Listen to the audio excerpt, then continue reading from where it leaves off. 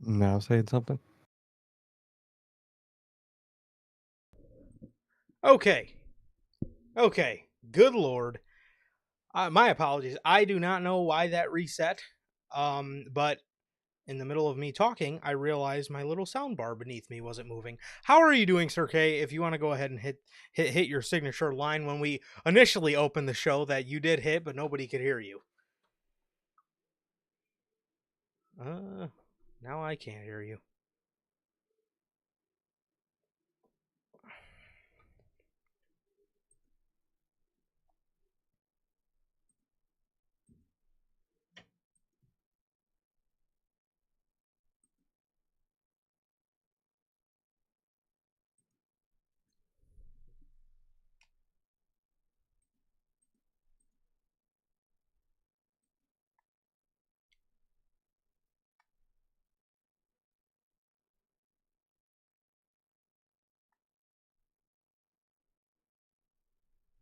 Okay. Say something now.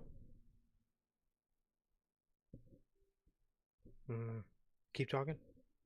I'm gonna keep talking Okay. and Okay. testing it out. All right. You're good now. You're good. Go ahead. Starting from just, after the merch plug. Yes. Okay, okay. I'm doing good, man. Like you always ask, I'm doing good. Today was a good day. Got to watch, Raw on Netflix. Obviously, was what we're here to talk about, and my opinions, but overall, I enjoyed my night, and I'm doing good, man. Like Toronto always asks, how's life? How's the family? Life's good, family's good. How is everybody doing in the live chat? How's anybody doing watching the replay? And what about you, bro? How are you doing?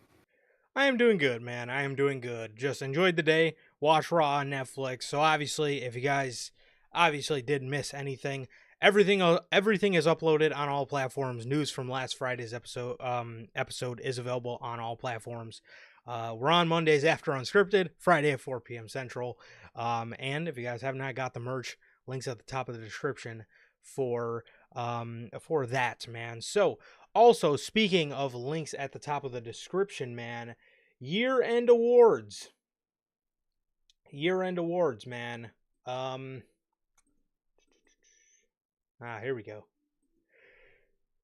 If you guys have not got a chance to vote, please go vote it up right now. It is at the top of the description, in the bio, for the voting for the year end awards, man. Wednesday, January 8th, 3 p.m. Central. This Wednesday, 2 days away from the Notorious Seals 2024 year end awards, man.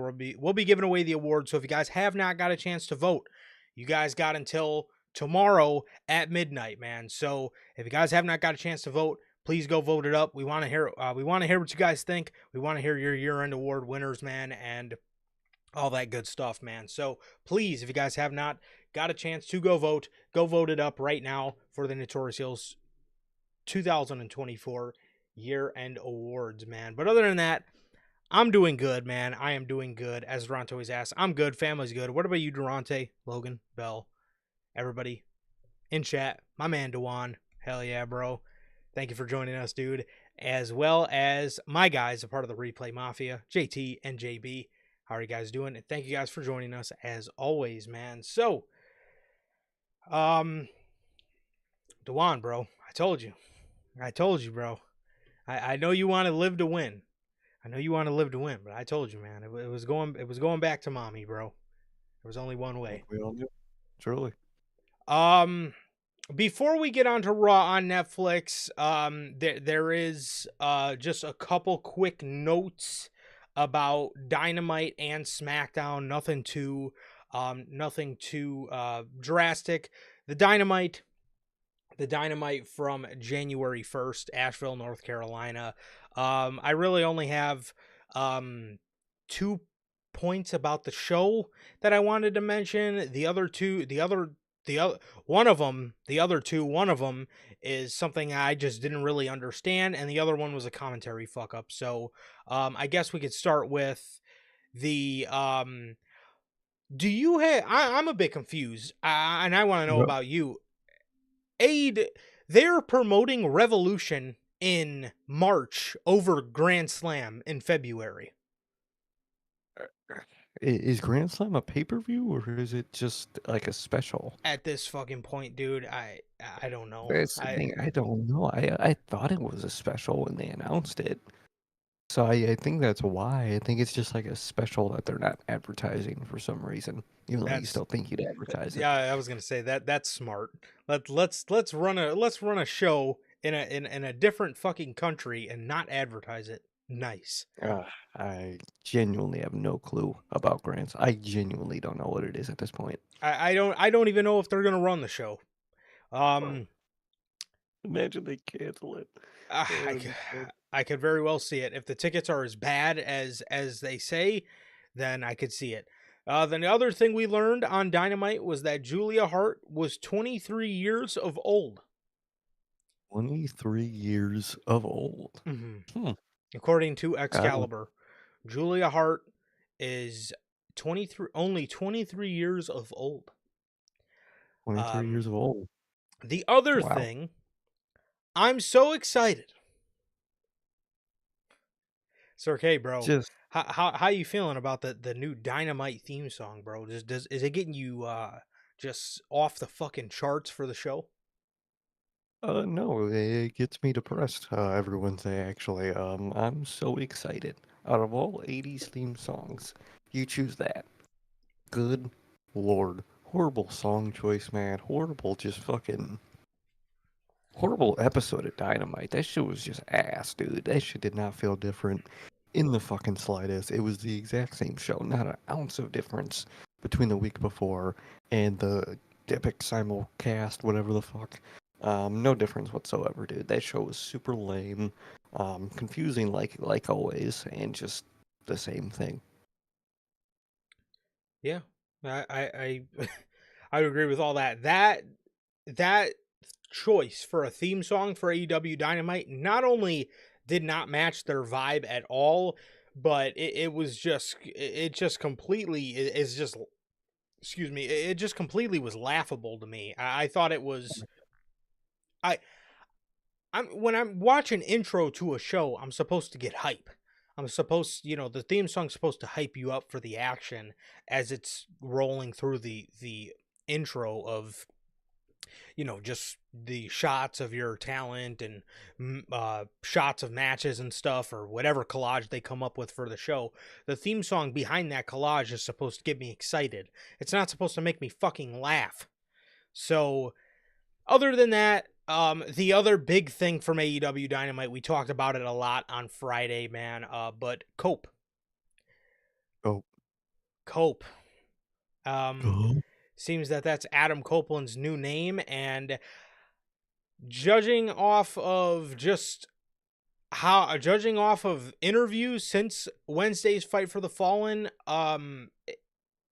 rated FTR, this run is going to be something very annoying and very Oh, unlikable because I don't know if you very guys know this.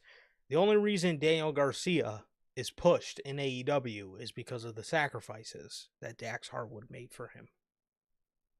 good lord. But that's really it for Dynamite, bro. The show sucked. Fight for the Fallen was a horrible show.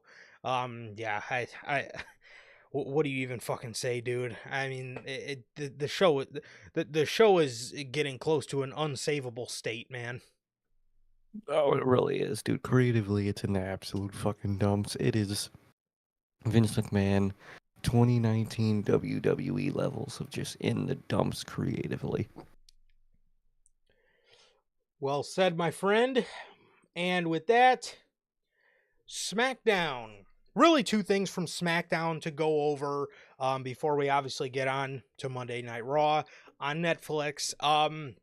How you feeling about the blue mat, bro? How you feeling about the blue mat? So, obviously tonight on Monday Night Raw we did get a change of mat color, and we'll get to that in a minute. But how are you feeling about the um?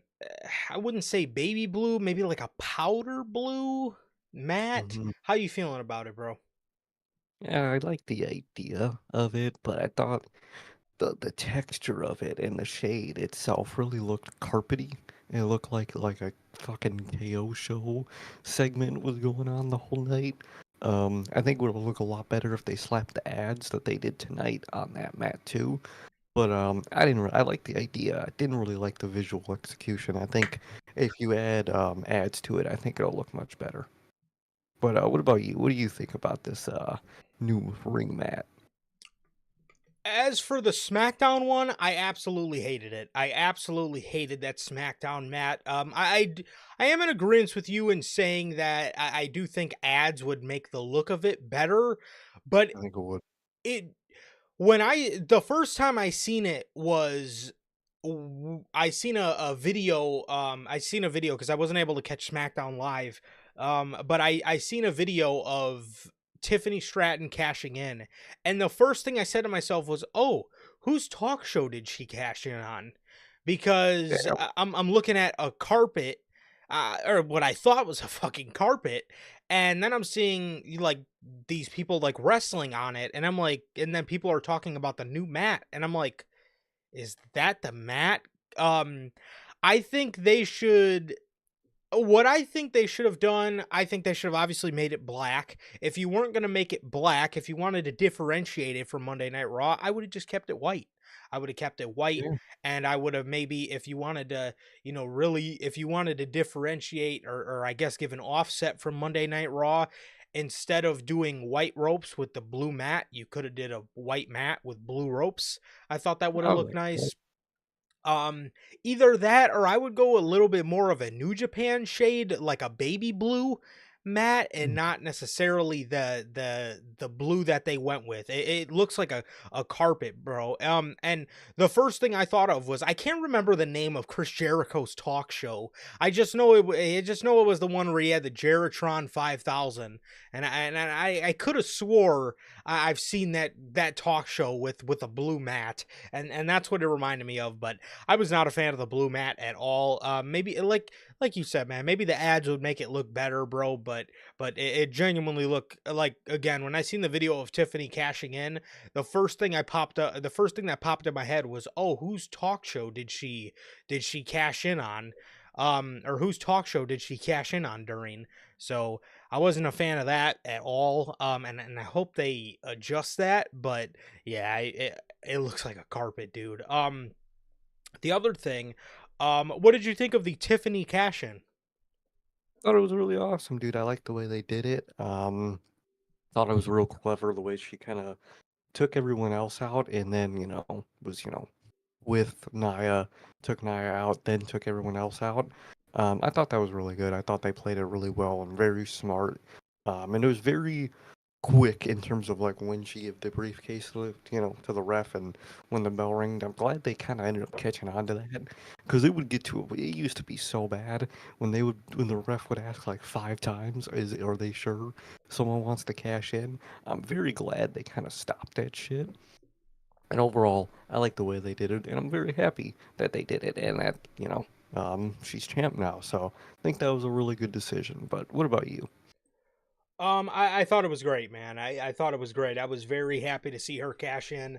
I was very happy to see her cash in, and yeah, I mean, again, and two, I wasn't one of the people that thought she was killing the briefcase or anything like that. I didn't think anything like that about Tiffany's run. I th- the thing with the cash-ins is maybe she teased cashing in a bit too much. I would have had her maybe second guess herself, but then not cash in a couple times rather than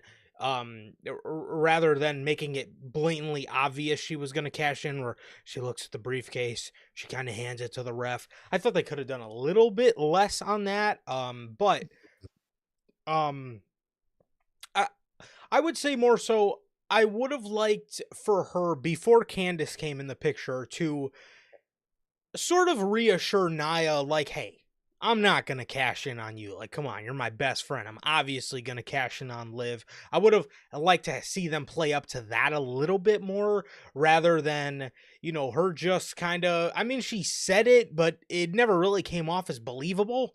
Um, and then obviously she ended up cashing in. But no, I'm very happy for Tiffany Stratton, and I'm excited to see what I'm excited to see what she does as champion, and I'm really hoping for a turnaround with that SmackDown Women's division now that she is the champ. So yeah, Definitely, I hope it turns around a lot, and I'm very excited for her to be champion. Very excited to see what she does with her first feud when the inevitable comes in. We get that feud.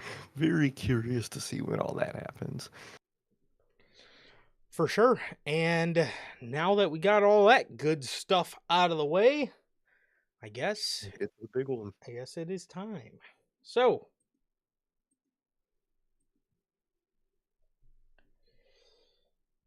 okay, we are now on Raw on Netflix. Raw live from Netflix, or yeah, live on Netflix, bro. Um, huh. Man. Hmm. Interesting show tonight. So obviously, this is your Monday, January 6th edition of Monday Night Raw from the Intuit Dome in Los Angeles, California, as the show opens up and we are getting hit with walk-in videos. We're getting hit with just press videos, people doing their press, people walking into the arena, celebrities. Then we jump into this video package. With they posted it on Twitter earlier in the day. It's somebody painting the canvas of the never-ending WWE story. And it's a beautiful shot from Triple Oh yeah. H, or it's a beautiful narration from Triple H, and it's just a beautiful shot of just WWE's history. Andre, Hogan, Austin, Rock, Cena, you name it, the pipe bomb, you name Bret Hart, you name it, they were in the video, right?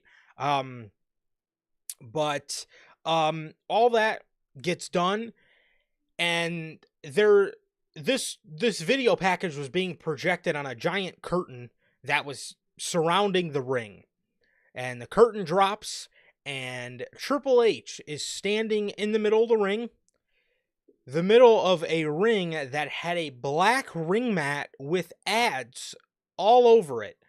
I'm Hmm. talking Snickers, Fortnite. There was the Saudi Arabia one. I think it was like Riyadh something. Yeah, Fortnite, Snickers. I think Hogan's Beer Company was on there. it was. Real Yeah. American Beer or something. And then Um, it was Cricket Wireless was the other one. yes, I think that was all of them. yeah. So there was a bunch of ads with a black ring mat.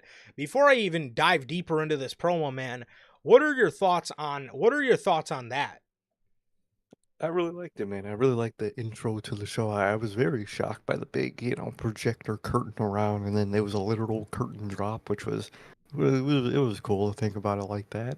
To start the show, the way Triple H was standing there was fucking hilarious. It was posted up. Um, first of all, I would be terrified if I was right there, fucking just seeing those massive curtains all fall around me in that moment. That seems, from his perspective, fucking terrifying. But looked great on TV. It really did. Um, and I like the mat overall. I'm fine with it. I think people complain too much about like the visual ads. Oh, you got Fortnite in the middle of the ring. All I think about is Fortnite. Like, bro, what? Like, when you watch sports, is there not ads on every barricade? Are you watching fucking basketball and you just can't think, oh man, all I'm thinking about is Reese's, man. I just see it on my screen. I hate when people try to say that shit because no one in any other sport says that shit. And then you get just fucking wrestling fans just mad. I think it's fine.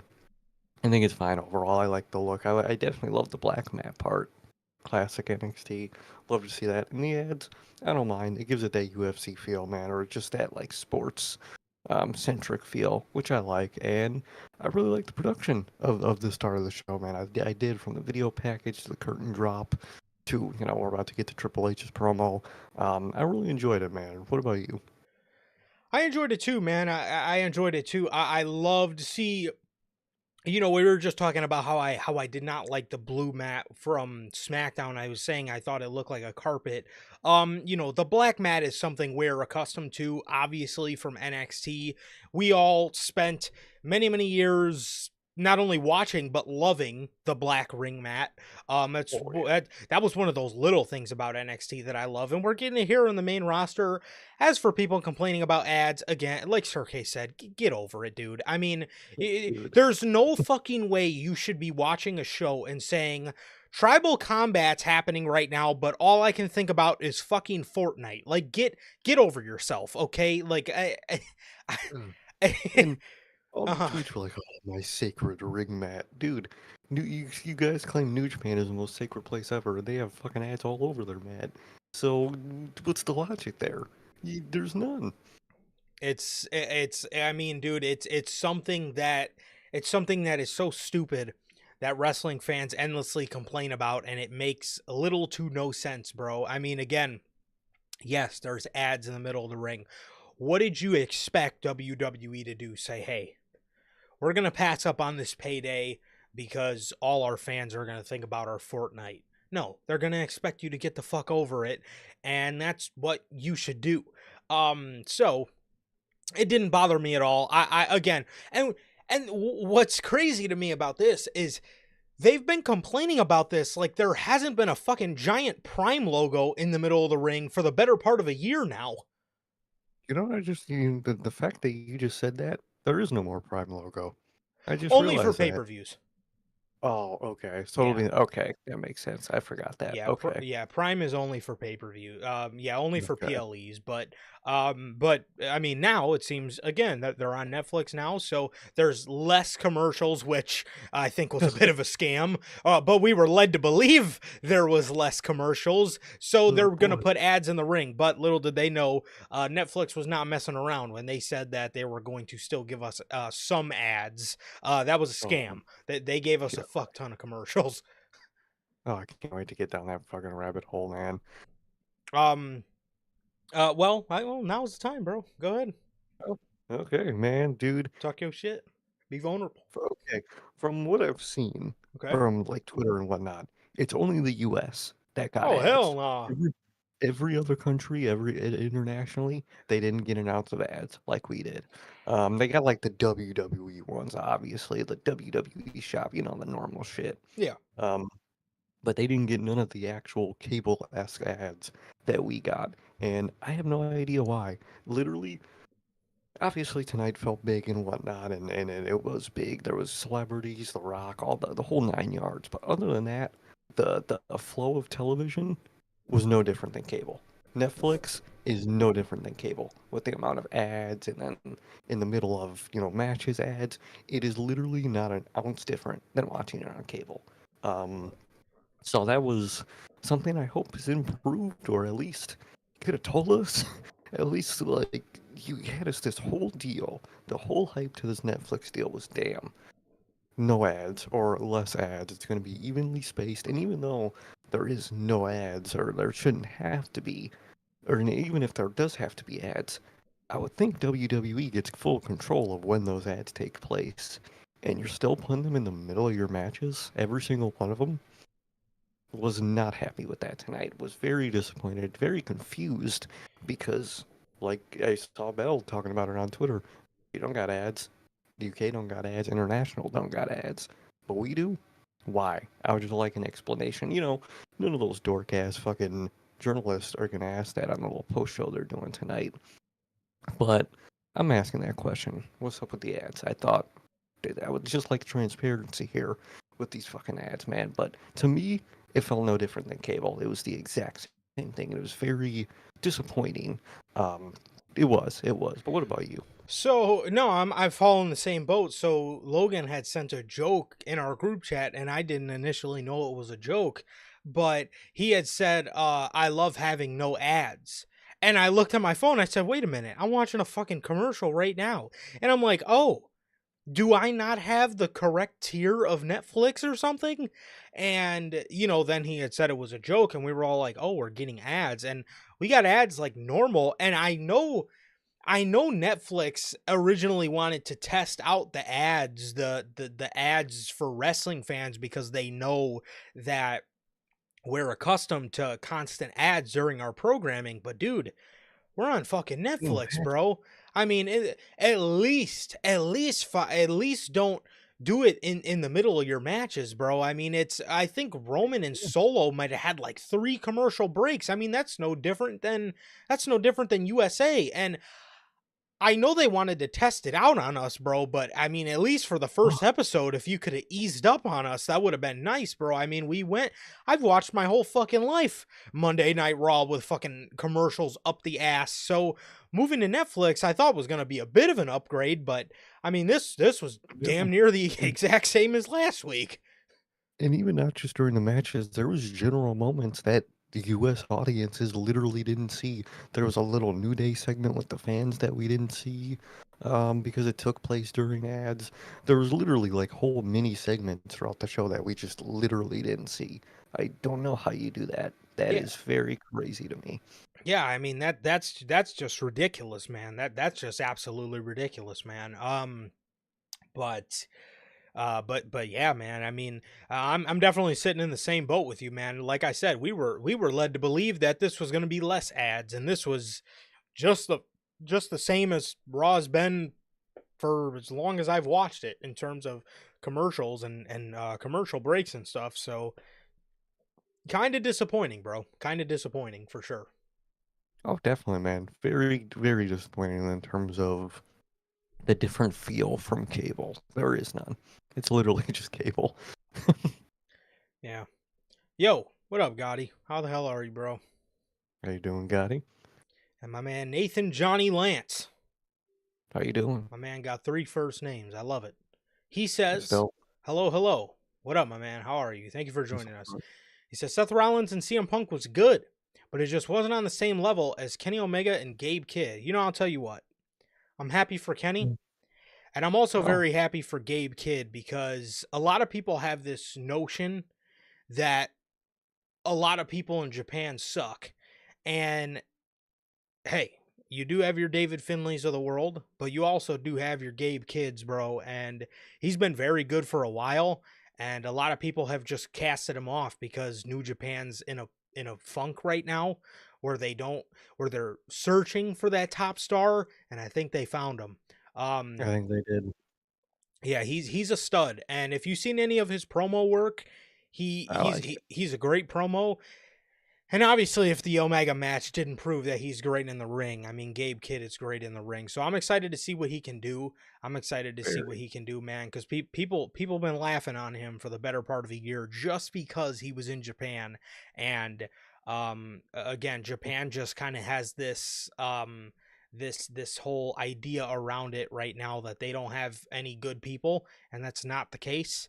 But I'm happy for Gabe Kidd, and I'm very happy for Gabe Kidd, because Japan needs somebody like, I know Omega said it in the little post show thing that he did, but Japan dead ass does need somebody like Gabe Kidd right now, who's going to rep the brand and be New Japan, and that's what they need, bro. So I'm happy for New Japan, and I'm happy for Gabe Kidd. So they put on a banger. But I mean, my man, I'm sorry, bro, but if you were expecting Rollins and Punk to be on the level of a Tokyo Dome main event, then That's kind of. that's you're putting high standards on Rollins and Punk, and they do deserve high standards, but I mean, Very. it was going to be nowhere near the same tier of match that Omega and Kid was. So No, I mean you're talking about an older CM Punk and a destroyed knee Seth Rollins. There is a ceiling for their level of energy in a match, and I thought it was great tonight. But I don't think it could be that level, and I would hope not to expect it to. You know, what I mean, there's always certain expectations I have. I wouldn't put a Kenny Omega level of expectation on just certain other people because I think that's just the smarter thing to do. definitely, definitely, man. So yeah, appreciate the comment though, and I appreciate Thank your you. opinion. So Yeah. um Yeah, so back to the ring mats. I did not mind it at all. I'm happy to see the black mat back. I actually really love the look of like the darker black and red Monday Night Raw to go along with the black and red unscripted graphics. But regardless, I thought it was great, and I will have to say, dude, in terms of art graphics, I'm loving this new Raw logo. It looks very clean on our graphics. I do. I like how it looks on our graphics. I like how it looks on all their stuff. Were you like, I mean, not watching because it wasn't on, but were you watching like the countdown before Raw came on? I was not. It was showing the Raw logo, and the red lines were like loading bars that would keep like loading up piece by, and it was really cool. I like the overall graphics that they got on Raw now. I really like the darker black and then the darker red and the hint of silver. I like it a lot. Did you see the version of the Raw logo where it's just a all red outline of it? Mm, No, I actually haven't. Not Uh, at the top of my head. that was on some of their graphics, and it's this logo, but it's just outlined in complete red. Looks pretty Mm, sick. Looks That's pretty very sick. interesting. But yeah, man. So yeah, I didn't the mat didn't bother me whatsoever. No, So Triple H cuts his usual promo of, are you ready? We're live on Netflix. This is, the Netflix era. And, he says, I'm going to ask a question, and I feel like I already know the answer, but are you ready? And the pyro goes off, and the Intuit Dome is beautiful. They I have love that. these it's got one of those circular trons. It's got one of those circular video boards similar to SoFi Stadium, and I love those. Okay, that Oh, that they're that should be the modern jumbotron, is one of those circular ones where it's a video on the inside of the circle and the outside. The United Center's got something like that, but it sits under the jumbotron. It's obviously a lot lower scale. It's not nowhere near to the degree of the Intuit Dome. And also there's these little like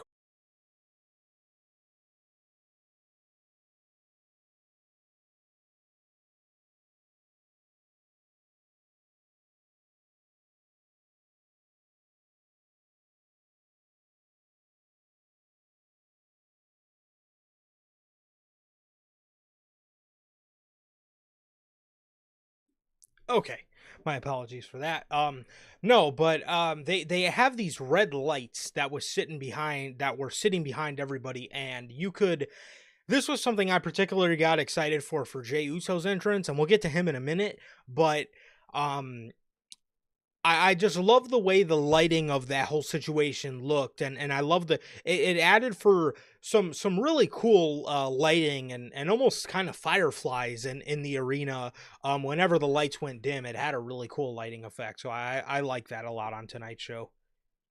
I did, I really did. When they first started doing the crowd shots, I thought they gave everyone those like light up wristbands that they gave us back at that one takeover Yeah. that we went to, and I was like, oh, that's cool. And then they were doing like close up crowd shots, and I realized it was like whole little lights next to every seat, and I was like, wow, this arena is incredible. I really like the Innuendo, man. I think it's a really nice fucking arena from the big Tron, Jumbotron to all the seat lights, and there was like just a bunch of cool looking hallways when they were doing like the. I was about to say something really when they were doing like the backstage shots. Mm, Um, I was about to wow. say something so different when they were doing like all those Indulge me. shots. Like with Roman and Paul Heyman later in the night, that like all white, like glowing hallway they were walking through.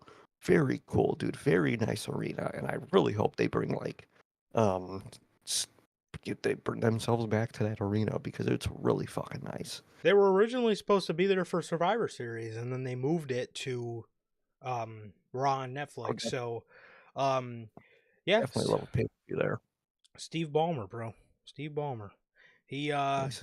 yeah, he obviously built it because he wanted a different vibe for the Clippers, and he didn't want them at the same arena as the Lakers. He wanted something of their own, and boy did he succeed, because that is a beautiful fucking arena. Incredible. Yeah. It really is incredible. And LA now has two arenas in my lifetime I absolutely positively need to Great. visit, is now Mhm. the Intuit Dome, and the other one was SoFi Stadium, because that stadium is just fucking beautiful. That stadium is Mhm. beautiful, and I would really love to visit there one day, and go out and check out a WWE show over there, and Oh, hopefully, 100%. hopefully they do something there soon, or at least in the distant future or whatever. But which I'm sure they will. But um, we did another thing I noted was we got new announce tables. How you feeling about the new futuristic looking announce table? It almost And can't mhm. break. Right. Yeah, I noticed that. I think it was what during the Seth match, the CM Punk Seth match, they did the spot on it and it just didn't budge. I Um, was like, okay. we seen it during the tribal combat as well. Yeah, it's like looks rock solid. It's very like oddly like a lot of I don't know how to describe this like architecturally, but a lot of like parts where the edges are bigger than the center, and it's like this a Mm. lot. Very weird. I don't really like it, and I think a simpler one would be much better, man. But that's just me. I mean, I think you could add lights to the old one you had and be fine. I think this one is doing a little too much for my taste. What about you? Okay. I see that. I actually really liked it. And I'll tell you why. I I have gotten so tired of the putting people through the announce table spot. I That's feel true. like we see that shit every week. And Agreed. also, I always talked about how unsettling having the announce table break spot is, because the front panel to the table always goes shooting out and fucking hits somebody in these. And That's true. you basically have to do a spot if you want to successfully put somebody through the announce table without fucking breaking your kneecaps or your shins, is to throw them like Damian Priest with the razor's edge is like the only one that is able to pull it off. But I'm glad, because I don't want to see the announce table breaking spot anymore. Agreed. I mean it's already bad enough multiple times. We got the whole flipping the table topper off and then swiping their stuff off the announce table just for the announce table not to break. But I'm really excited to have an announce table that doesn't break, because I get so irritated of seeing the announce table break. And I just feel like that spot's done damn near every week on the show. And like Yeah. it's something where it's just like I just I would like to see fighting not happen by the announce table as much. It's just something where it's just like it's just so played out. I feel that I don't know if it's just a personal pet peeve of mine, but it almost seems every match somebody's getting thrown over the announce table. The poor announcers, their fucking papers and their notes have to get Oh, swiped it'd be off the so fucking good. table every 2 seconds. Michael Cole's fucking bag of Skittles goes flying every other segment. His water is fucking spilled all out on the floor. Like, It it, definitely, definitely. Plus, just like they do the same thing every week, like you said with the announcer spot, and even like the barricade spot. If there's a barricade spot, it's in that right-hand corner that yes, has the clear path through the crowd. Only ever in that location. Like, dude, go beat up each other by the stage or by the other corners or somewhere else. It's very outplayed. It's the same three locations that yeah, brawls happen at and shit. yeah. And if I fucked with anything from the like 2016 Raw era, there's not much to fuck with during that area, but during that era. But if I did fuck with anything, it was that they moved the announce table up on the stage, so I it that's place. yeah, so it couldn't constantly. I mean, people's heads every match, somebody's heads getting banged off the announce table. Like, I don't know. I would just like if I They would just just moved it. yeah, I would just like if there was not as much fighting in the announcers area, or if in the timekeepers area, because those are operational areas. I would like if those were to just be not really um fought by as much, because Right, but it's so played out. But no, I yeah, get you. Yeah, I mean, it's I was very happy with it. I like the kind of futuristic look of it, and I like that that can't break because I feel again I feel like every single week on these shows, maybe even twice a week, across Raw and SmackDown, with throw that table, throw that through our broadcast table. It's like, dude, Yeah. I get it. Like, could we pull out an actual table or could we just do a move that doesn't include a table spot? I don't know. For once, they don't need one every week. I remember that period of fucking Dynamite where they had a fucking Oh, that same table spot in that same location every week for like a whole summer. That shit was fucked. And yeah, I do like how sturdy it is and how less spots, but I would just like if they would have just moved it up by the stage entirely and just leave more ringside space to do ringside brawl and activity. true. Very true, man. Yeah, I mean, even that, even that would be, even that would be a nice option. Again, me personally, it doesn't matter much to me where it is. It's just like, dude, please, if I could just see one match where somebody's head doesn't get banged off that announce table, then I'll be all right in this life, okay? Oh, I Um will. but I'm very glad that we did get a new announce table. Like I said, that doesn't break and where the panel doesn't go fucking shooting out at somebody's knees. Um, I like that. I like the futuristic look to it. And yeah, I thought, I mean, and two, they needed something sturdier. With Michael Cole and Pat McAfee jumping up on that announce table to do Jey It Uso's was entrance, bound to it was happen. only a matter of fucking time until that fucking thing just collapsed. Yeah, oh shit. I was waiting for that day. There was only a matter of time. They needed something more sturdy, bro. But the lights go out. We hear this ominous, just. And Mm. then The Rock comes out. The Rock's music hits. The crowd goes crazy. Yeah, the crowd goes crazy. Rock's music hits. He's standing there with the fucking Glazer title. You gotta love it. He comes out. Mhm. He shakes up with Ari Emanuel and one of the other guys from TKO. You could see them in the front row. He goes to get in the ring and then remembers, oh shit, my daughters and my mom are ringside. He was too busy fucking glazing himself. He forgot that his kids were ringside. He walks over to his daughters and he gives them the Glazer title. Whoa. That's crazy. Excuse Bro me. gave up the Glazer title. Yeah, what this was not discussed, okay? Nobody told The Rock to give up the People's Championship. That's got to be in the worst booking decision of the year, man. He gives his belt to these two snot-nosed punk kids. I mean, they were some snot-nosed punk kids. That was very shocking. Um, he was too busy glazing himself. He was in fucking shaking hands with his coworkers. Finally remembered his family was there, and then went to them last, man. So good old Rock, man. But gave him the Glazer title. Very not final boss of him, which is very adamant tonight, which is something Yes. I'll get into later. Oh yeah, we will get into that very soon because The Rock gets in the ring and he says he used to travel these roads with his dad.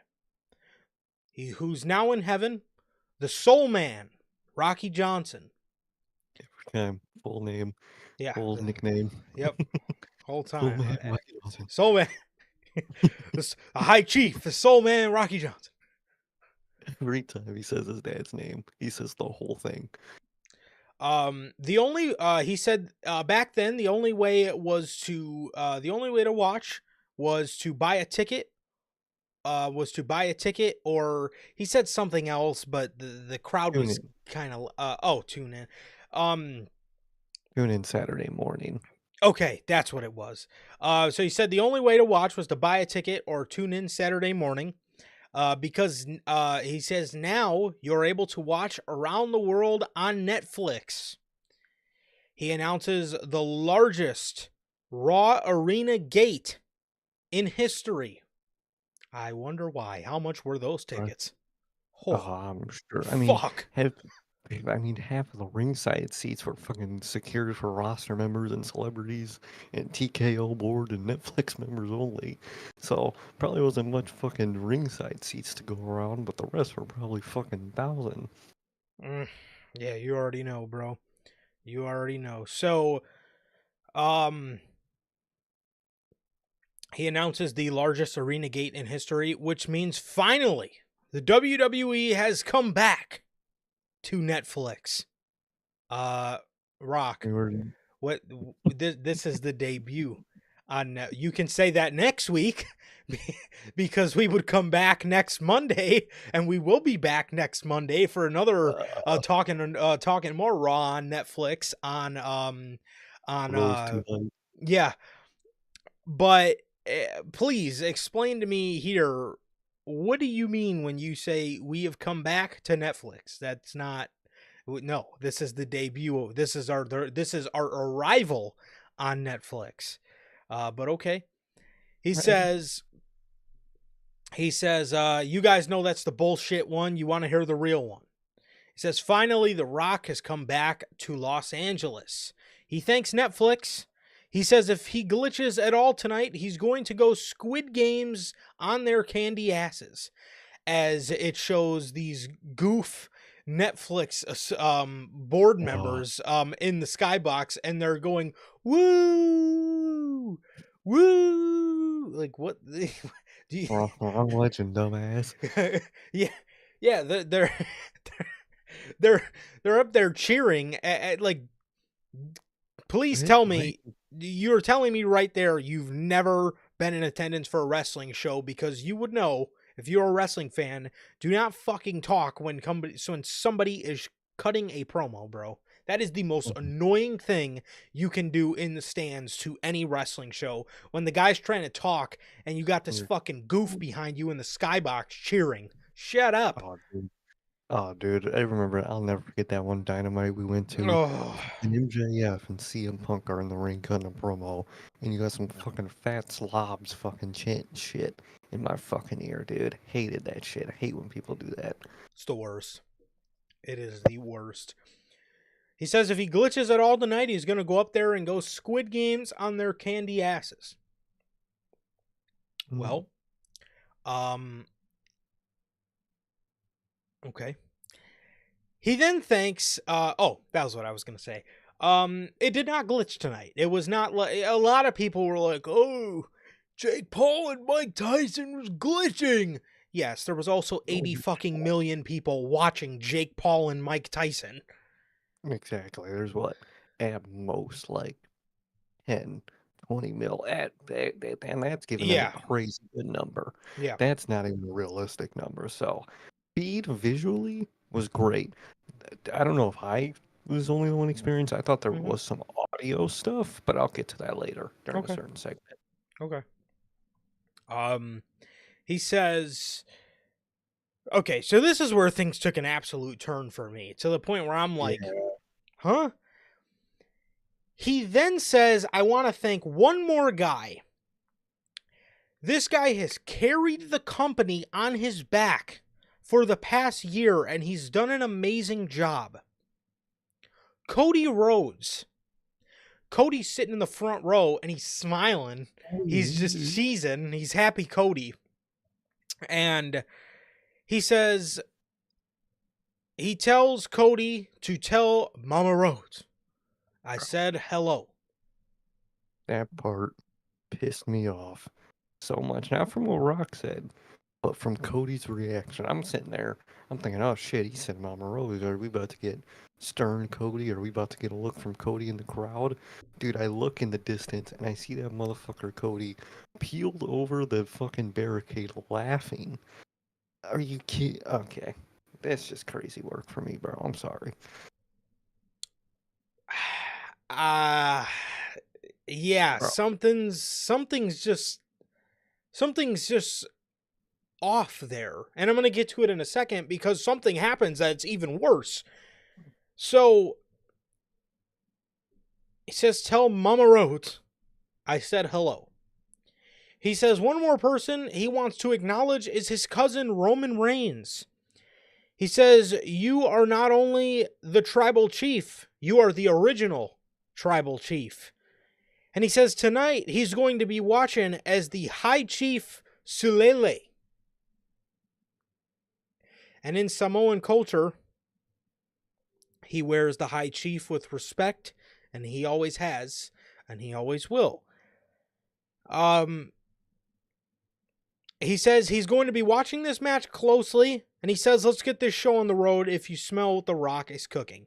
He gets out of the ring, walks up to Cody Rhodes, daps him up, and gives him a hug. Hold the fucking phone. Hold up. Wait a minute. Okay. So, you're in the ring, thanking Cody Rhodes, you're, laughing, you're making your, Mama Rhodes, ha ha ha, ha. Dap him up, you hold the company on your back, you're doing a great job, you go out there, you dap him up, and you hug him? Huh? So... No, where's the final boss? Where's I ain't seen where's the connection to the final fucking boss? I mean,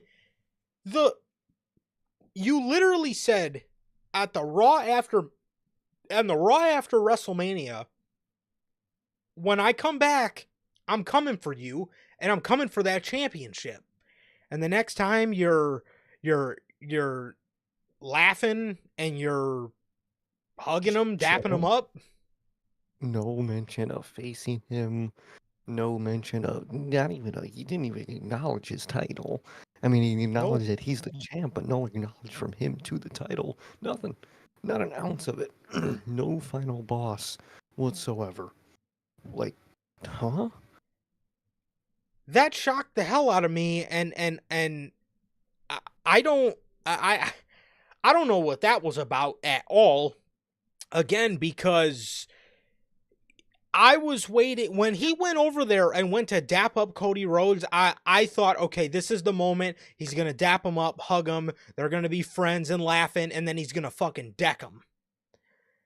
No. And no, he just No. dapped him up, hugged him, and then walked away out of the segment. So right there, I'm like, where's the final boss? I mean, you come out here dressed like the final boss, yet you're just playing, happy PR Dwayne. So I didn't understand that whatsoever, unless this is all one big elaborate work. I think that could be okay and work itself into play. But based off what we've seen tonight, the reports about him missing WrestleMania, a lot of people, including ourselves, may owe fucking Dave Meltzer an apology, because from the looks of it, I don't think he's facing Cody. Obviously, like you said, this could be a swerve, but I don't think it is. And people are thinking, he's gonna maybe face Roman. We'll get to that, but I don't see that either. I don't see him from tonight. I don't see him being at Mania in a match. From everything we got, no final boss. This was just The Rock, straight up. Happy, like you said, happy PR Dwayne. Just be happy to be there, fucking hyping everybody else up, being a good guy, and that was it. No build to anything.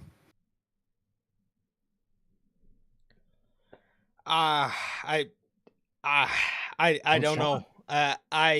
I was very caught off guard by that, and obviously there's more we're gonna go over here in the next segment, but it was just like it was a curveball, man, and it really makes me think that he's not going to be at WrestleMania, because again, you showed us nothing of the final boss, not a fucking thing. So it just I don't know. I don't know, man. I thought that was a very bold move on WWE's part. I thought that was a very bold move on WWE's part, man. But yeah, that was Cody just looked like why did Cody, this dude beat the fuck out of you last year, bloodied you up, smeared your blood on your fucking belt, on your fucking weight belt that says Mama Rhodes on it, and now he cracks a Mama Rose joke and you're fucking laughing?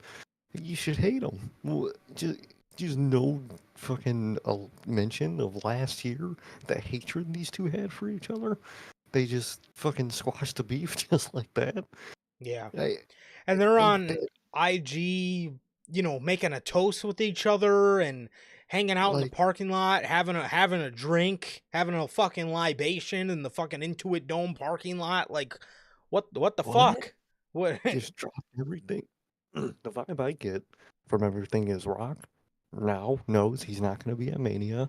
So he's like, so there's no point at the end of the day to the final boss if he's not going to be at Mania and do a match with somebody.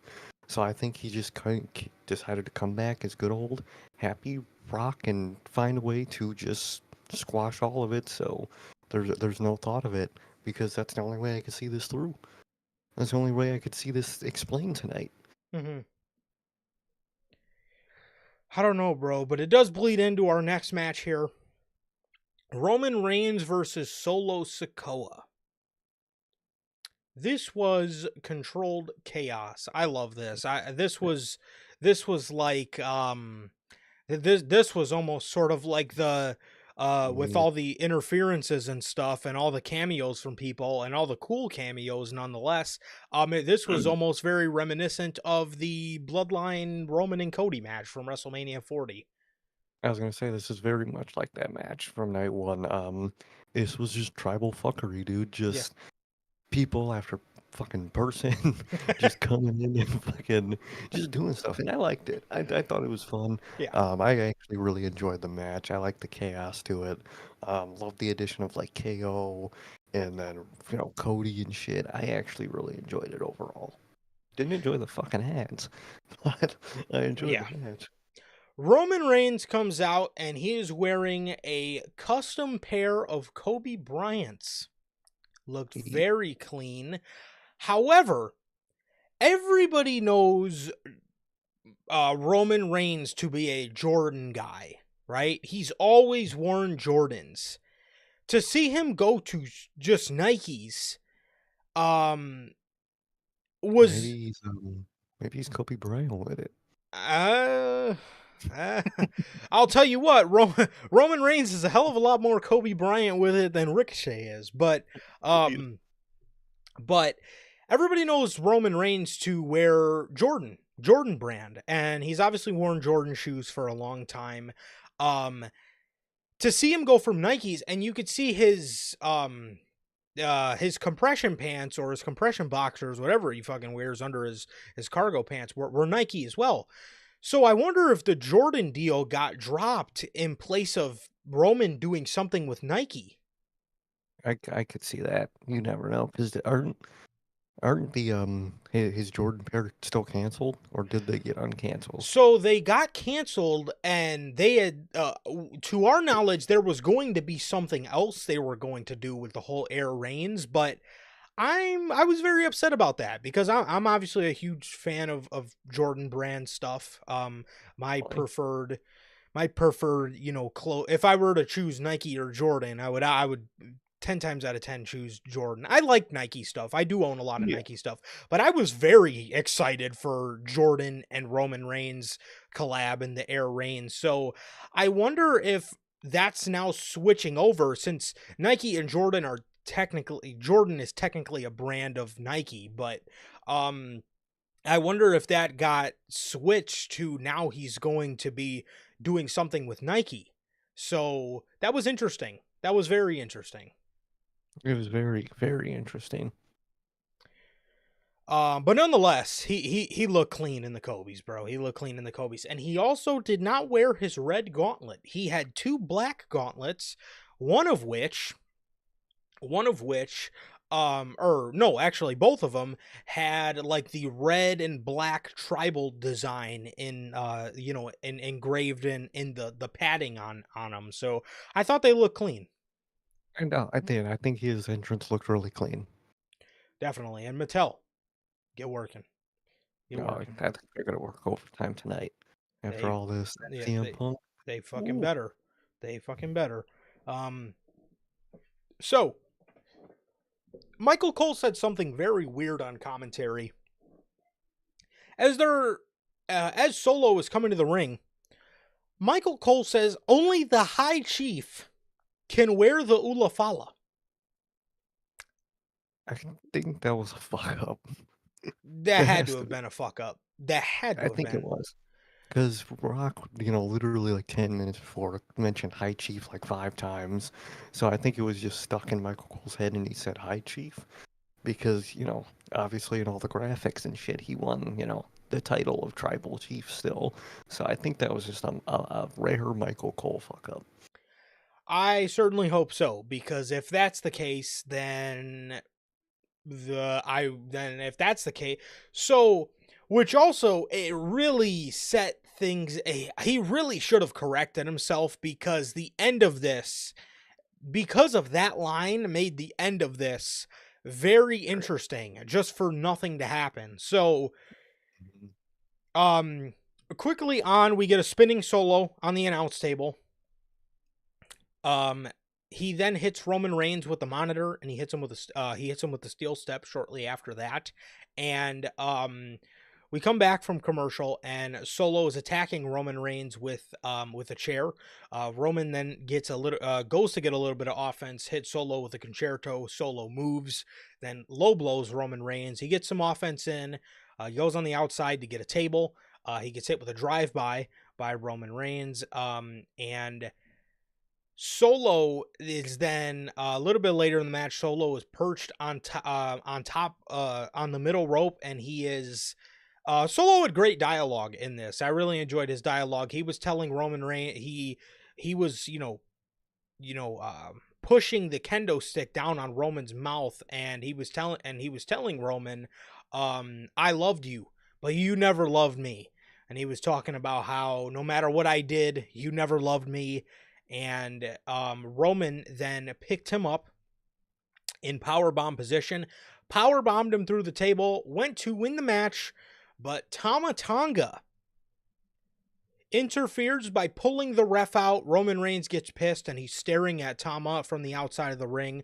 Michael Cole says, "Oh my God, Pat, do you see that?" First off, right there, I love that. Because I don't know if you guys remember, but in the Vince McMahon era, they could not comment on anything outside of what was on the monitor, because they had to act as if, they could actually, one of the rules in the Vince era was they couldn't watch the action. They had to specifically watch the Watch it. monitor. Like the only eyes that were like canon were through the camera. So if you saw something in you can't acknowledge it at all. I'm Yep. glad they don't do that anymore. I think it's much better to, because it builds suspense even better. Oh yeah. Commentary sees something, they're saying they see something, we don't see it yet. Don't wonder what the fuck's going on. Boom, hits. Even better moment. Yeah. So I love that. And Michael Cole's saying, "Oh my God, Pat, do you see that?" And Jacob Fatu is standing behind Roman Reigns. He hits him with a super kick. He hits him with a super kick. He hits him with the moonsault. I texted this in our group chat. Is it just Mhm. me, or is Jacob Fatu getting bigger in terms of weight? Not that, and I'm I not think saying it that is. as if it, harms his act or anything like Oh, that, but he has gotten a lot bigger. When he first came into WWE, he was very lean. he was, and now he's getting a lot of mass back, and I think, I like it. I think it's a good look, and I don't know if it's on purpose or just, kind of a byproduct of, having those injuries and whatnot, but either way, I like it. The reason I came up with was originally because I thought that it was because of um they wanted him to be bigger than Solo, similar to how they had Solo put on weight to look a little bigger than Roman because he was the enforcer. Hmm. Because I know our buddy had mentioned something about the injuries, but I thought all those injuries were fake. Like, yeah, thought they were. Yeah. Hmm. So, Yeah. So I would think it's to bigger his presence, which I like. oh, I love it. the fact that that man still moves like that is crazy. And the fact I that mean, we used to watch clips of him in MLW even bigger than and he that. was still moving And like, this dude is still moving crazy. So, and I um think it makes it more of a spectacle. Even I think it help. I think it's nothing but positive actually. yes. However, when we do see him eventually go into that singles run, I would like to see him lean out a little bit because the way he looked when he initially came into the company, I love that look. He was lean as fuck.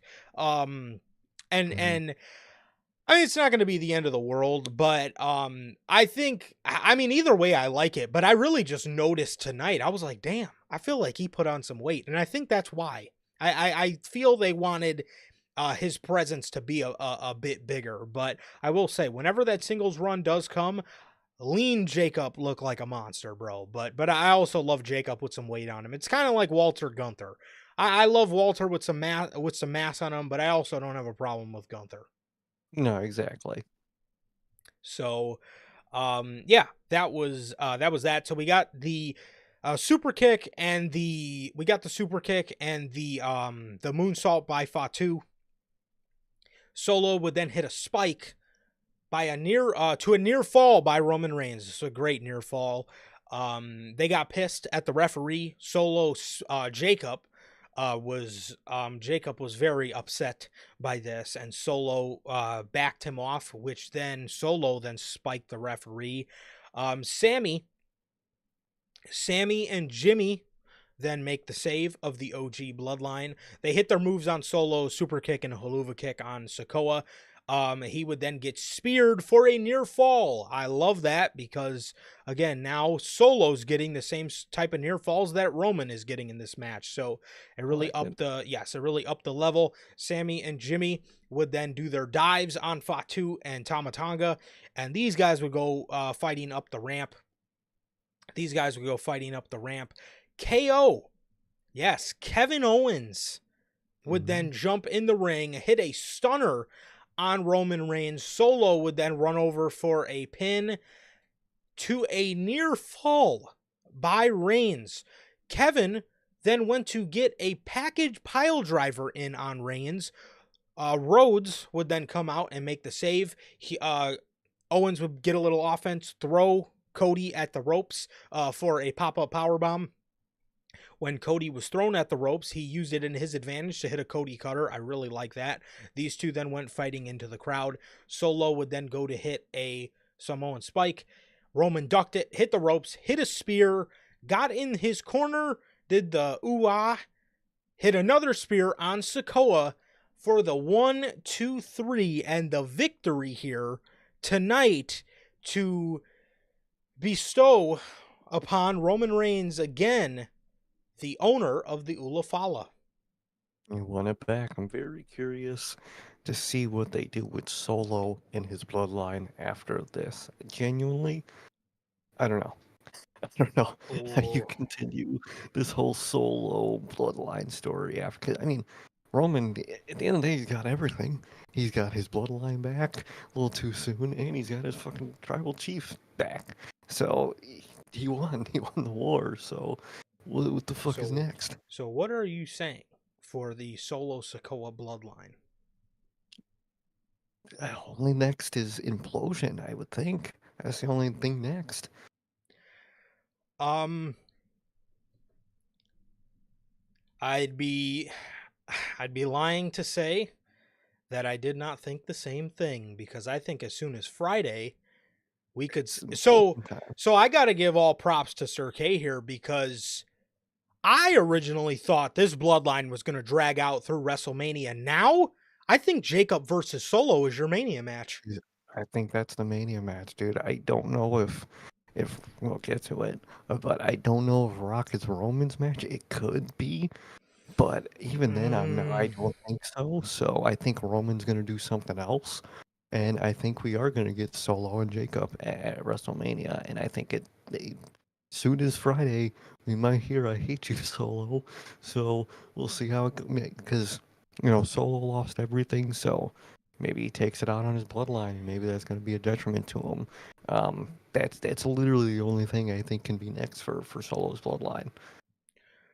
So, yeah, again, dude, I got to give major props to you because I thought that this bloodline was going to go until after Mania, but as soon as this match ended here tonight, I thought to myself, oh, Yeah, so like Solo, Solo had help. Solo had help so. by Fatu. He had help by Tamatanga. He had help in spirit by the GOAT, Tongaloa. And he had All help you by need Kevin Owens. And he fucking still. still lost. And Oof. remember when Sokoa turned on Jimmy? What was the reason he gave Jimmy as to why he turned on him? He was a loser.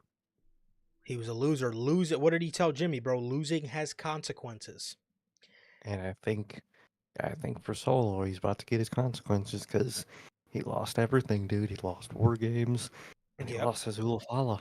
And I think it's got to bite him in the ass. I think the implosion happens. I wonder how much we're gonna get at Tomatonga after that. I think they might really wait to use him until Tongaloa comes back and they're a tag team again. I can see But it. as for Jacob, we're getting Solo and Jacob at WrestleMania, and I think it's about to go crazy. I think that I honestly think that's what you're looking at the WrestleMania match. So again, we all got to give Sir K his flowers, bro, because you predicted this a long time ago. You predicted this a long time ago. You literally said, I don't see the new bloodline, or you said, I see the new bloodline coming to an end early 2025. And to be 100% honest, now, when I say as soon as Friday, it could be Right. Friday and it could also be a month away. Royal But Rumble. Yeah. yeah, but either way, dude, I think as we get closer to Mania, I think Jacob's gonna turn, and then I think they're gonna keep Tama and Jacob together, and then I think they're gonna introduce Hikaleo. I think they're gonna replace Um, Solo with Hikaleo. I think so, and I don't think they'll be the bloodline. I'll think they'll be their own thing. Whatever they want to go with, if they could get, Gorillas of Destiny or whatever they might get, I think they're gonna be their own identity, kind of away from all the bloodline stuff. I could see it. I could And I would very like that actually. Yeah, I could very well see it.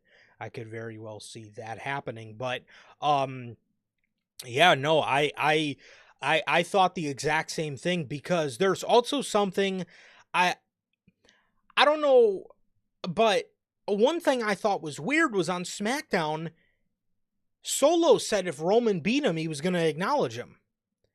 They treated Solo like he was the side hoe of He, all side hoes at the end of this. Rock literally walked down the ramp, looked at him, and I thought to myself, oh, is he going to help him up? And are they going to, proclaim that he's with him? And then they're going to fucking jump Roman and take the thing back, the Ulafala back? No, he literally just stared at Solo like you fucking bum, and then he kept walking.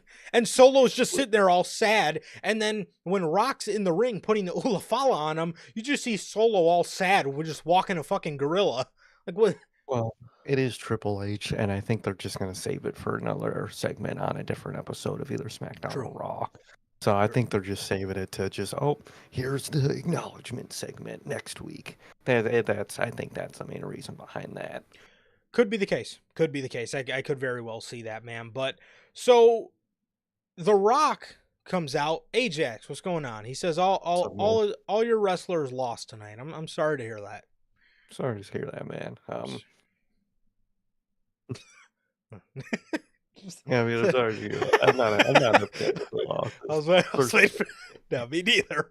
Me neither. just But Ajax, I'm sorry. I was waiting for you to say something. well, I'll agree with Okay. it was the Jay and Drew one was very That was weird. interesting. That was weird. We'll get to that when we get to that. That was the one I would think was weird, but overall the others, those were the ones I expected and wanted to win. So Ajax, to brighten up your day a little bit, do you guys remember the NXT Solo character where he was this outcasted member of the family that was all alone? He was solo. Remember he used to Mhm. ride with the day ones, and now he's I, all and now he's solo. I think that's what we're about to get. I I think he's th- going to be outcasted. I think he's going to be outcasted, and I think it's going to come with a big push for him. And I think he will. I think it's going to offer a fresh take to his character because he's now become comfortable on the mic, and he's came into his own in a lot of ways on the microphone, and now he's going to be the solo character, and I think that could be very cool. So this is not the end for Solo Sokoa.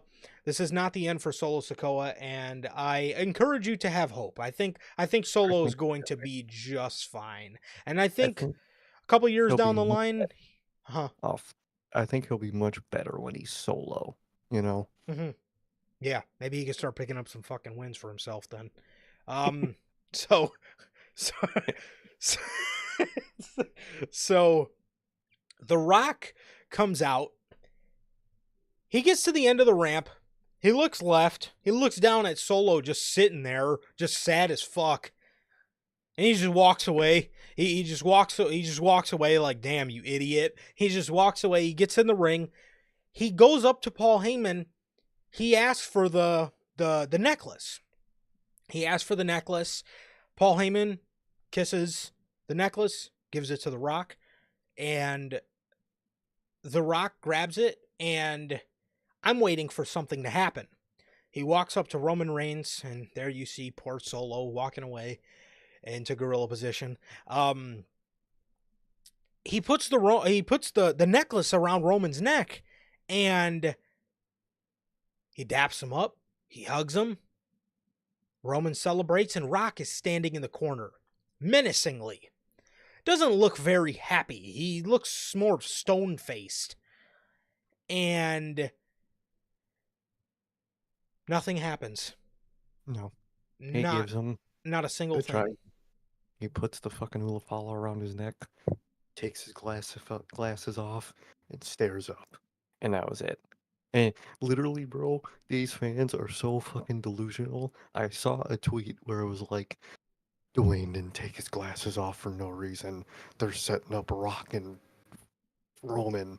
Bro, it's Dwayne. He does everything for himself. That is how Dwayne works. And genuinely, from the vibes tonight, we could be wrong. Could be wrong. I don't think we're getting a Rock match at Mania. I don't think we are. Because I mean, again, on one hand, you could say, "Oh, he took his glasses off." I mean, yes, The Rock takes his glasses off when it's a serious situation, but I mean, he's crowning Roman Reigns. I would think this is a pretty serious situation. If they were going to make something evident with Roman Reigns, this would have been the perfect time to turn The Rock and again have him. Yeah. So I didn't get anything from The Rock taking his glasses off. I know a lot of people try No. to, and and They right and rightfully so, and that's probably a good thing that you guys think that, because that really goes to show the amount of detail they put into the bloodline story. But however, there are cases where I think some things don't mean anything, don't and think it. I get why you guys are accustomed to thinking that, because they've put great detail into this story, and I think that shows. But I didn't get anything from him taking his Mm, glasses off. If anything, he was going to take his glasses off and he was going to hit Roman Reigns with a rock bottom and walk off He with the didn't. fucking hula fala. That didn't happen. And judging off this, man, judging off tonight, I seriously don't know that we see him at WrestleMania, bro. I don't know if we do. I don't think so at this point. I really don't. I don't get the vibe. Yeah, he took his glasses off, but at the end of the day, it's The Rock. He's gonna tease a match whether he's not gonna be there or not. If he was standing next to CM Punk, he would still take his glasses off and fucking look at him like they're in a promo for a match, and the match is never gonna happen because it's The Rock. That's just how he works. He's gonna hype something up. He's gonna advertise something, even if it's never going to happen. He's going to tease it and advertise it. That's just how The Rock goes. I really didn't see anything behind that, to be honest. Um, at this point, from what we got tonight, it really seemed like just a wrap up of everything. Just a nice, happy wrap up to the Cody stuff, to the Roman stuff. He crowned Roman. He basically just squashed the beef in 15 minutes with Cody and left. And I think that was for a reason. I think it's because we're not getting anything with those two in The Rock and Mania. And I think that was their way of sending it off, closing that book. And I think so. And Hunter in the comments call zombies mentioned, do you think Rock's kind of babyface turning away tonight was people complaining? And I think it's a mix of obviously the scheduling. I don't think he'll make it to Mania, and I think it's of him just realizing if he's not going to be there, there's no point to the final boss character, so might as well, rock it up, act like full babyface Rock, and go home. And I think that's what we got tonight. Yeah, I do get that. I do get that, man, but I just really wish Rock would have kept some sort of continuity around Yeah. again, if you're not going to make it to WrestleMania, that's fine. And you can babyface it up, but don't go back on shit that you literally came out at Bad Blood, looked at Roman Reigns in the fucking ring and said, 3, 2, 1. He did the throat slash like you're done. Mhm. And if that wasn't towards Roman Reigns, that certainly wasn't towards Jimmy Uso. It was either towards Roman Reigns or Cody Rhodes. And tonight, he's just cool with these two. So Both that a little just. separately. So why would you throat slash them? I mean, what. I think I think plans changed.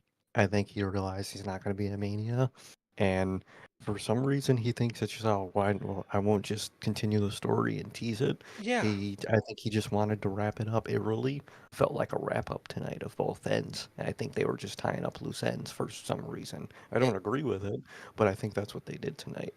Yeah, it's just like, dude, like keep continuity until you can do it, bro. Like keep in character, man. Like you don't always have to be Finally doing. the PR angel, Dwayne Johnson. Like dude, it's okay to play to your character, be an asshole, you know what I mean? Best Still. part about last year. Yes. Yes, that was one of the best fucking parts. That's why that's why a lot of votes for faction of the year went to that Rock version of the Bloodline from you guys because people loved it and he was Hmm. in character and he was doing great character work. Obviously he has an honorable mention for moment of the year, bro. So, it's like I don't know. Again, like you were saying, how tonight felt like some sort of a wrap up. I don't know why he couldn't have just kept it going until you can actually do the matches to wrap this shit up.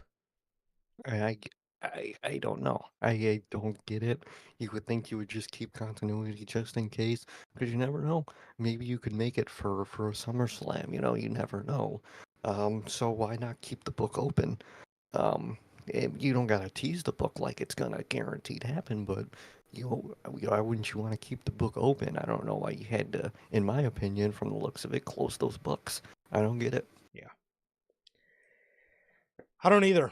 And again, another thing I didn't understand that I wanted to mention, but Solo told Heyman on Friday he was going to acknowledge Roman Reigns, and that did not happen. But like you said, I could very well see some Yeah. sort of acknowledgement ceremony or Yeah. something like that. I could very well see that being the case. But the other thing Solo said was, I think he said he would bestow the necklace to Roman Reigns. So that didn't happen either, but it's going to be interesting to see where they go with all this with Solo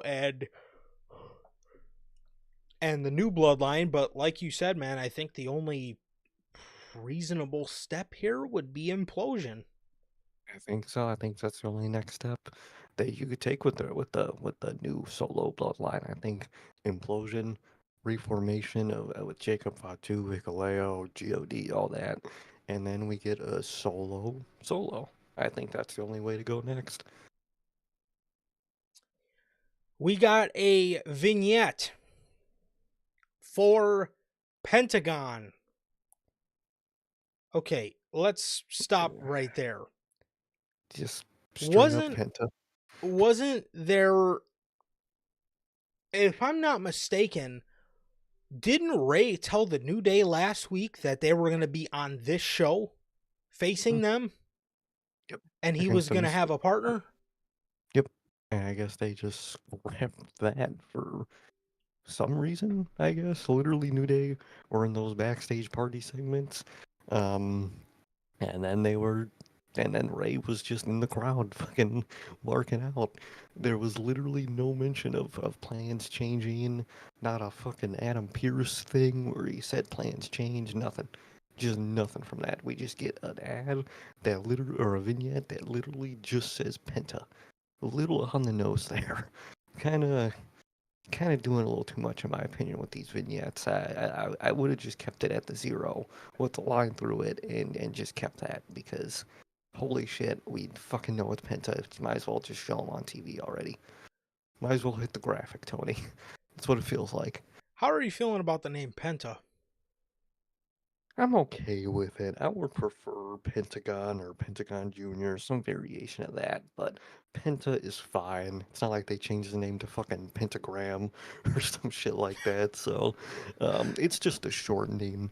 I wouldn't do it if I was me, but I'm not. I don't run the place, so I don't mind it. I wouldn't prefer it, but I don't mind it. What about you? Uh, I I would have liked Pentagon. I feel Yeah. like Penta is the nickname. You know, that's Mhm. almost like calling Adam Copeland. It's almost like calling him Cope, you know. Oh, But wait. I would have liked I would have liked Pentagon Junior as his Hmm. name and then Penta as the nickname. But it looks like it's just going to be Penta. I was This was one of the things I was rather excited for on this show, and I was a little upset that they pulled the rug out from under us and now we're getting something different, which is something that is a bit, I mean, it's something that is it's something that you know, I mean, at least we're still going to see him next week, but it's something that, again, I just, when I thought Raw on Netflix, when I ran down the card in my head, I was like, okay, Rock, Roman's going to have a The match, debut. Punk's going to have a match, Pentagon's going to debut, Cena farewell tour. Mhm. That was one of the things for me that was like I was looking forward to on the show. And they pulled the rug out from under us, and being how the middle of this show went, I think they absolutely could have made time for it. Um, Think so. but yeah, that was that. And Penta got more of his vignettes. And speaking of vignettes, we got the vignette for the Saudi Arabia 2026 Royal Rumble, the first Royal Rumble in however many years. I can't remember what Michael Cole said. The first Royal Rumble in many years outside of North America. How are you feeling about this in 2026, man? You rocking with the green and yellow Royal Rumble theme? But the colors aren't bad. I never mind a colored swap for, pay-per-view logo, but location that I don't like, dude. They're really doing a real, genuine Royal Rumble in Saudi. Way to just kill the vibe, man. I mean, I mean, we all seen the memes of fucking the CM Punk, the Raw before fucking 2026 Royal Rumble, and it's fucking him getting stretchered out. Like, Punk ain't gonna be there. The Women's Rumble, they're all gonna have Oh to dress like yeah. Power Rangers because, it's the fucking it's Saudi Arabia. They can't wear actual clothes. They gotta fucking dress like Power Rangers for the women. So their Rumble's gonna be weird. They're like Wh- I get it. They're doing it for the money. They're doing it for Saudi, but from just a production standpoint, it's not good at all, in my opinion. But what do you think? I'm sitting in the same boat as you, bro. I'm not really rocking with the Saudi Arabia Royal Rumble. It's like you said, these poor women are gonna have to be out there not only wrestling for a fucking hour plus, some of them an hour to 40 minutes plus. They're going to have to be in full body suits, so they're gonna be sweating their ass off, and I feel sorry for them. As for the men, we're not going to see somebody like Punk there because of his beliefs, which sucks. Because I feel a show like the Royal Rumble is going to need somebody like CM Punk, and I think you should prioritize him being there over going to a venue that nobody really gives a shit about. I uh, I don't know. I don't know. I don't understand why you couldn't have just why you can't just do King of the Ring annually there. Yeah, But I don't get it. yeah, I mean, I didn't get that at all. But yeah, I mean I don't know. I don't know, man. Didn't like it. That's kind of I don't know. Just again, I don't know why you can't just do your stupid little crown jewel and pay per view there, and then again, if it's not going to be King of the Ring, then just bring another silly one there, like I don't know, something during the summer or something. Just a throwaway pay per view there. Doing a Royal Rumble there is just, eh. I don't like it. No, I think it's I think they don't realize it now because all they're seeing, good on the Saudi deal, money, all that. But I think creatively, it's going to be a real hiccup at that time next year. I think it will be. Yeah, agreed. Agreed. And I think there's also way better international venues you could have taken Oh, that. Yeah, I mean, you could have had one in Canada. You could have did that in Mexico. You could have did it in um Puerto Rico again. Would have been a oh my god, Puerto Rico would have been a fucking great incredible. spot for the Royal Rumble. With how electric those crowds, that Puerto Rico crowd is. But you get the point, man. You could have Scotland, Ireland. I mean, you could have, you bring it to London. I mean, there's just so many spots. There's so many spots you could have done the Royal Rumble in 2026, and all the international venues you choose probably the lamest one, and it's Saudi, bro. But sorry, Ajax. He says, do we see Joe Hendry in the Royal Rumble this year? Probably. I think so. I think so too. I think we see Joe Hendry in the Royal Rumble for sure. More than likely. John Cena. Oh, shit.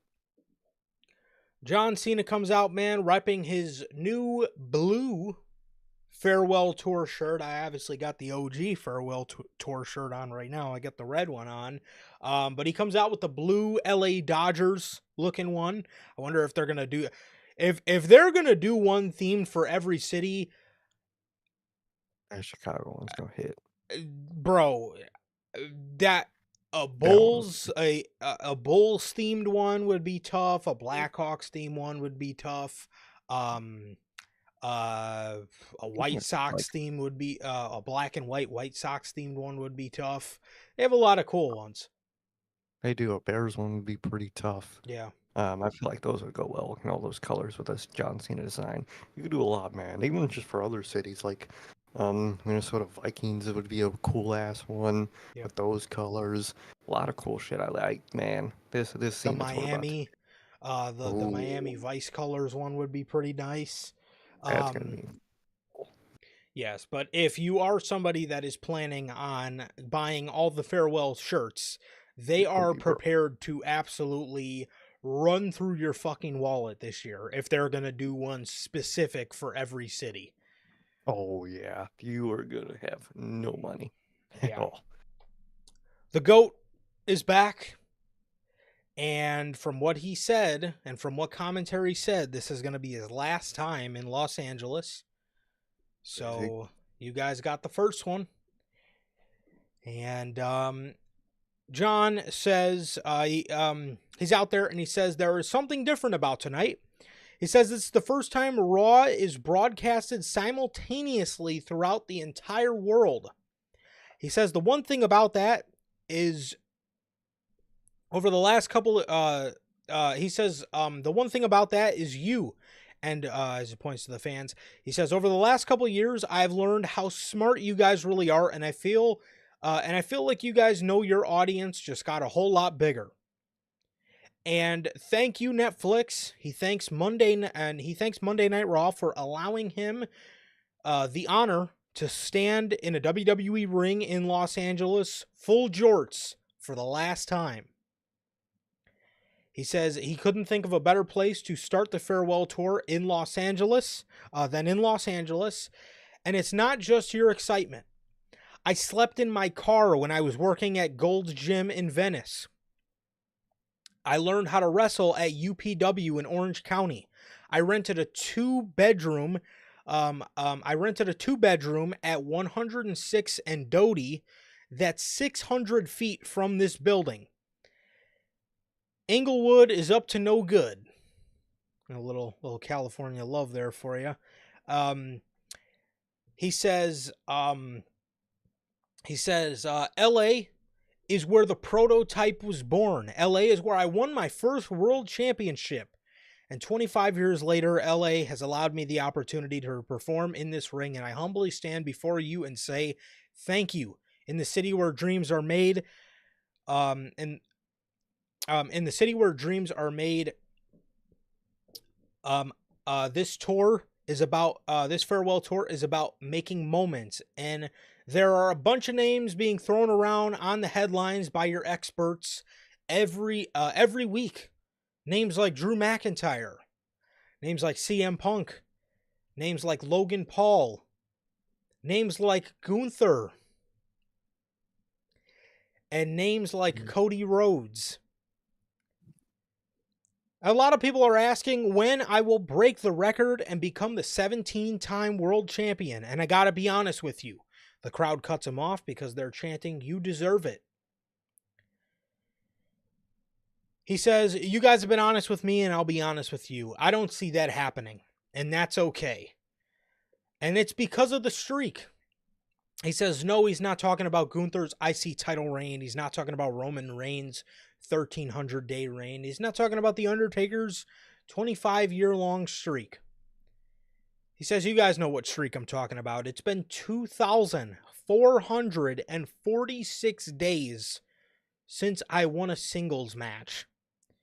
He says, my time is up. Their time is now. And don't get me wrong, we're going to have a lot of fun this year. It's going to be great. But as far as the 17th championship is concerned, it's never going to happen. But we are in WWE, and you're supposed to never say never. So I'll say this. It'll take a miracle. I have a better chance at winning an Oscar. And we all know my chances of that. The only chance I would get a shot to win the 17th title is if I won Money in the Bank, or if I survived the Elimination Chamber, or if I won the Royal Rumble. And he stops and he says, wait a minute. Oh, shit. I got an idea. He says, crazy idea. Maybe I can win the Royal Rumble. He asked the crowd if he should be in the Royal Rumble match. He says, I know it sounds impossible, but if you know anything about me, nothing is impossible. And not only, he says nothing is impossible. And the only time we say never around here is when we say never give up. Because of you, Los Angeles, I'm not just going to join the Royal Rumble, I am going to win the Royal Rumble. And we're off. Very, very interesting, especially with the vibe of the character tonight that we got with Cena. The very kind of character-wise checked out mentally, doesn't believe in himself. I'm not sure who he's going to face in Mania still, but from what I got tonight in the vibe, I think there's no other perfect person than Gunther for him to face at WrestleMania. I think he has to feud with someone who's going to slap that fire back into him, and I think that's no person better than Gunther from the vibe I got tonight, from the character he's kind of given off of, checked out, doesn't really believe in himself anymore. I don't think there's a better person to check him back in and to bring him back in for the ride. I only thought about Gunther during that whole thing he was saying tonight. I was like, dude, this is a feud for Gunther, because that's what Gunther's all about. Is when people, they ain't got no fire, they might not believe in themselves, all that's Gunther's MO of going against, or trying to put that into people, or trying to not put that into people. I think there's no better choice than Gunther right now, and I think Cody's the popular one. And I'm glad he mentioned Logan Paul's name because I think that means to me he's not facing him at Yeah. Mania, Oh which yeah. is just a relief to me. I literally sighed when he said Logan Paul's name because I was like, oh, thank God that's not the Mania match. But I, from the vibe I got tonight, I think Gunther is a choice. And I think it's the one he might go with. I don't know if he is going to win the Rumble. Maybe someone else stops him. He feuds with them. Then he goes on to feud with Gunther. Maybe by winning the Chamber. Not too sure about the whole everything. But I think in some form or way, he's going to face Gunther, man. But what about you? What you think of this whole John Cena thing? And what do you think he's got for Mania? So I'm gonna take a little bit of I'm gonna take a little bit of your story because I think that's the story that they're going to go with, and I'm gonna Mhm. give my take on it. As for the promo, I thought it was tremendous. There's nobody that speaks like John Cena. There is nobody. John Cena is the greatest of all time, and I genuinely Mhm. mean that. We're off to this farewell tour, and everybody's feeling it. This is, you're hearing the thank you Cena chants, and it almost seems surreal because it's just, it's just, it's crazy that this is this is the last year.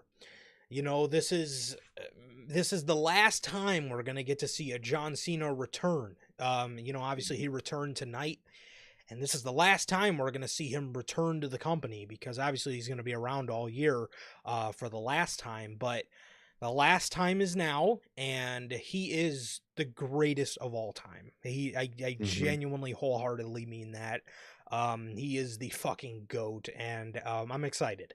However, I thought the promo was great. Obviously, I love the whole reasoning of the reason this was in Los Angeles, dude. I mean, he mentioned him living in his car, working for Gold's Gym, and learning to wrestle, and having an apartment 600 feet from the building. It's there's story in it, and Mhm. this was one of the most story driven things on the show that I love to see. Oh, Because like we said, the stuff from The Rock was just very much more confusing. But as far as Cena is concerned for WrestleMania, I think I think that he's going to win the Rumble, okay. and I think he's going to choose Cody, I and I think th- he's gonna. and I Mhm. think at WrestleMania Cody's going to beat him. And Mhm. notice in that video package, it talked about how there was it was said something along the lines of glory to humiliation, and who did it show during that humiliation part?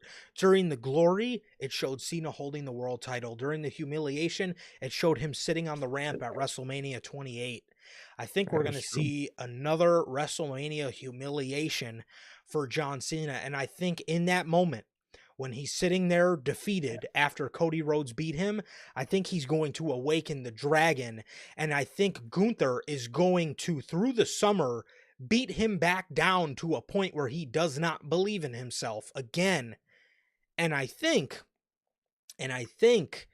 he's going to fight Gunther at SummerSlam for the World Heavyweight Championship, and I think he's going to dethrone Gunther for the World Heavyweight Championship because, like you said, Gunther is the fucking perfect Mhm. person for John Perfect. Cena. I mean, when you talk about a guy, and John Cena's already doubting himself mentally, what is Gunther known for? He is known for dissecting people physically Mentally, and mentally. it makes people not believe in himself. Now, of course, they had that dumbass stint where he made himself not believe in himself for Damian Priest, but I'm gonna Oh personally yeah, so remember that let's for the rest of my night. yeah, please I'm let's gonna please never remember that ever again. I'm never gonna remember that for the rest of my life. But no perfect person to do that to Cena than Gunther, and no perfect person for Cena to rise himself against than one of WWE's biggest villains in its current era. Gunther. I think that's perfect, and that is true. I think Cody might be the destination at Mania, loses, goes on to SummerSlam, wins, and I do definitely see him, beating Gunther and holding the heavyweight title more than the world title. So I think that's definitely the path, dude, and that sounds very exciting. I'm excited for that a lot. Yes, because the thing is, Gunther isn't, especially, he's not as dominant as he was with the IC championship. So I really No, think in these next, 7 or 8 months, what WWE needs to do with Gunther to get him ready for Cena, I don't care who he faces at WrestleMania, it is a good. slaughterhouse. He He needs to fucking for that. demolishes anybody that comes up Hmm. against him from January all the way until we get to the Cena match. He, and I mean Hmm. destroys them. We need Yep. to build him up as the dominant villain final boss that is going to ultimately be John Cena's final boss. But I think Cody humiliates John Cena at WrestleMania. I think he beats him. I think we get another shot of John Cena sitting on the ramp depleted. Hmm. And I think John Cena goes on a run through the summer. I think he goes on a run through the summer to get himself to Gunther. I think Drew McIntyre then, while doing that, wins King of the Ring, gets Cody at SummerSlam. And then I think through the summer, we see John Cena go through matches against Owens, against Logan, against Punk, against whoever, Hmm. Breaker, who I don't care. You name him, whether he wins or loses, Cena faces him. And I think he slowly builds his confidence back to the point where he thinks he's ready to go against Gunther. He gets the match, and Gunther all over again makes him doubt himself because he dissects him mentally. And then when we get to SummerSlam, I think Cena finds it in himself. Even if we do an original match where Gunther beats him, even if we do a trilogy here Yeah. where John loses twice, and then on the second or the third try, John beats It, him. I think we're in store for. I'm telling you, bro, Gunther and Cena, it's gonna light the fucking world on fire this year, man. I think that's gonna be a fucking tremendous story. I think it is. I think it's going to be a great story. I think this summer has all the potential to be absolutely incredible yet again for WWE, and I'm very excited to see how this John Cena everything this year goes, man. Very much. So that's what I think's gonna happen. That's what I think's gonna happen at through the course of the year. And as soon as he said the 17th championship isn't gonna happen, It's going to I happen. was like, oh, buckle up. We're in store for a good fucking year. Which do I think Cena, is lobbying, is politicking for it to happen? No, Oh, I no, think it's I don't genuinely. think at all. John has always been the guy, like he said, he not once in his 20-year run has he ever asked to work with somebody. He's literally Nobody anytime do the company presents him, he just says okay. Okay. I think it's a Daniel Bryan situation where it's not him saying, "Oh, I gotta go win this." It's the company that's like, "You need this. We Yeah, need this for you. You need this, and we think it's necessary." I think yeah. it's a Bryan Danielson situation. 100%. If I commend Tony Khan for ever being a boss, it was making Brian win the world title because Brian didn't want that. But No, he said Tony it. was like, dude, no, like you're Brian Yep. Danielson. I want your name on the lineage to my championship, and I want you to have this moment. And I think they want Exactly. John to have that moment. I think so. I think they do. I think the fans will, and I think that's just better for history if he gets that moment. I think so. I think so. And it's a beautiful story to tell. It's a very beautiful story to tell. And it's going to be a beautiful story to tell. And it's going to be an emotional ride of a year for this farewell tour. When I tell you guys we're in store for something truly fucking special, I mean, we are in store for something truly special, man. Oh, we Um, are. so yeah, that was the Cena promo, man. And before we get on to the second half of the show, man, official word from our sponsor, W Energy, man. W Energy is an energy drink loaded with vitamins and nootropics, formulated to improve focus without getting the jitters.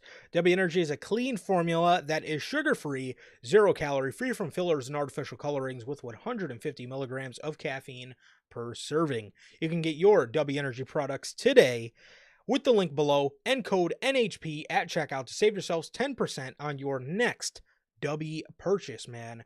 Shout out to W, the official sponsor of NHP. Thank you guys for supporting what we do here. Always, always, always much appreciated.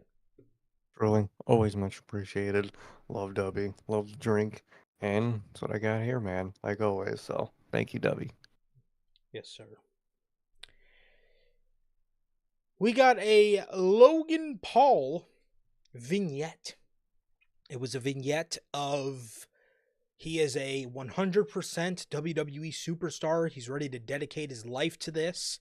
And no more side hustles, no more side gigs. He's 100% a WWE superstar, man. You know what they say? When you have a kid, your why and why you do what you do is so much bigger. So maybe Logan really wants to lock the fuck in, and I hope so, because he's a great talent, and I would really love to see more possibilities open up with him other than just being the annoying social media guy. Exactly. I hope there is a real change to his character because even that's what they were doing during that little package of like, yeah, you guys are mad because I don't believe in taking the good route. I just go and it's just like, dude, I get the whole social media. I don't care about the business character. I think you could do better with this guy. I think you give him an actual character, and I think I would like him a little more. Um, but, he says he's about to go crazy in 2025. See when I believe it, and I hope he does. For sure. For sure. So, um, that was that. And the next match for the Women's World Championship, Rhea Ripley and Liv Morgan. To be honest, this wasn't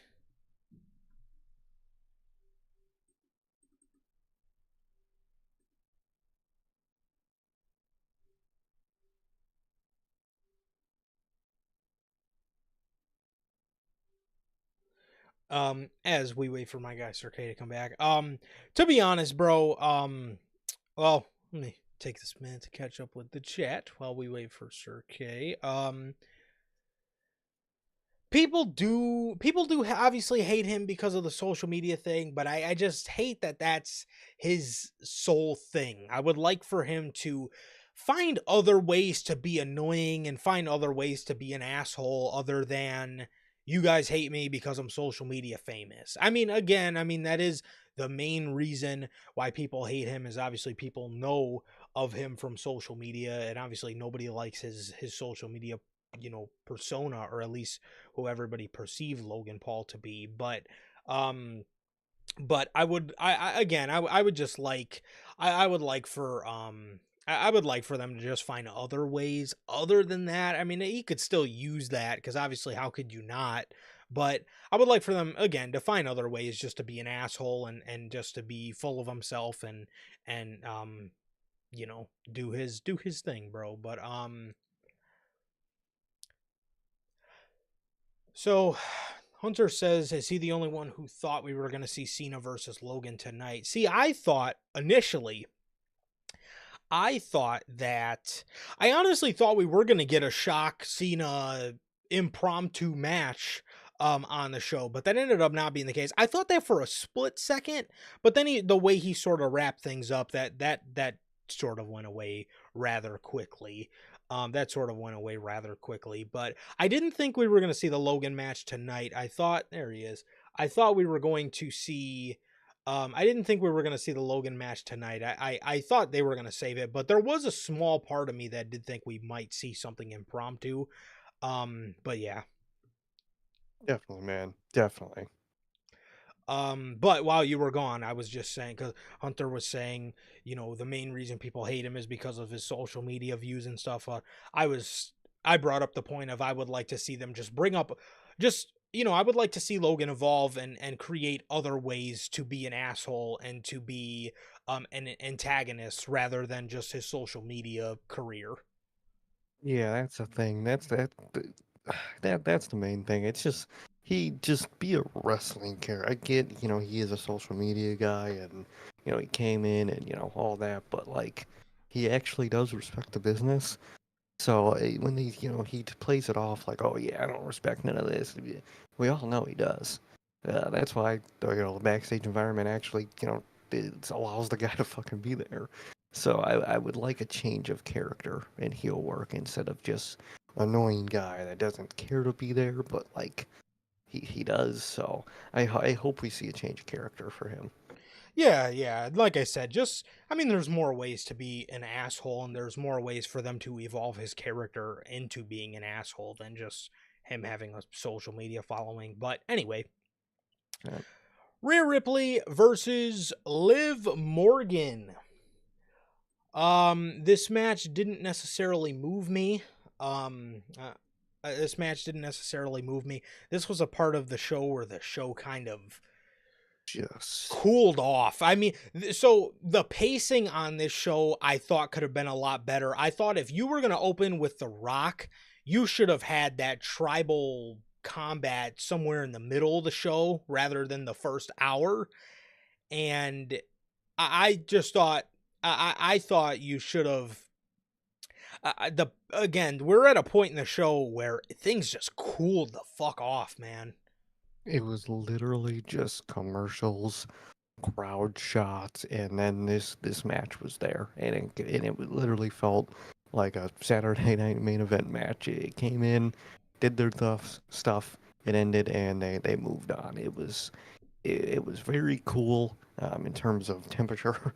It was not hot at all, and they kind of just brushed it off. Definitely. Um so um yes. So Dom and Raquel, they tried nagging Rhea very early on in the match. Rhea kind of shuffled them off. She hit a power bomb on Liv Morgan on the announce table. There was a spot a little later in the match. She kicked out of a riptide. Rhea would then hit her with two more riptides to secure herself the victory and the women's world championship once again.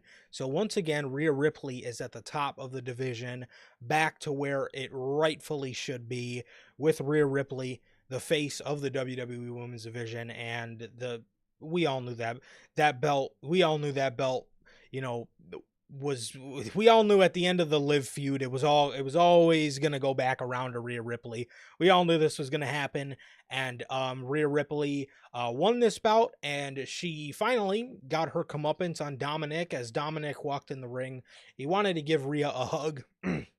He wanted to give Rhea a hug once she noticed he was standing there. She low blowed Dominic, hit him with a riptide, and celebrated. And obviously something happened after the match. We'll get to that in a second. But what did you think of the match? And Rhea Ripley getting the title back?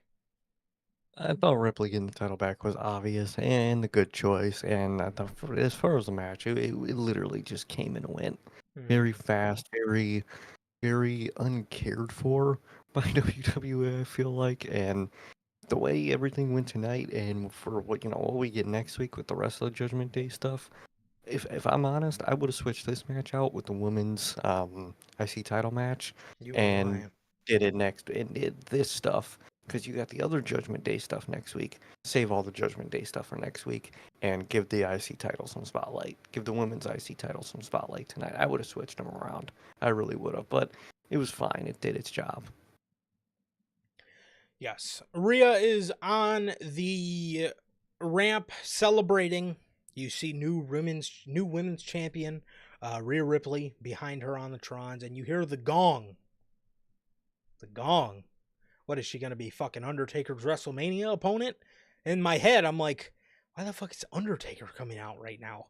Um, and it was harmless. He literally just drove around the ring, did the whole thing with Rhea Ripley where they have their back to the camera and they raise their fist and then they look back, and And that was that. So it was harmless, and I'm just glad Taker didn't take up like whole promo time to talk about how he loves Raw and any of that goofy shit like another legend did earlier on in the show, which was simultaneously the funniest part of the fucking show, one of my favorite parts of fucking Monday Night Raw tonight.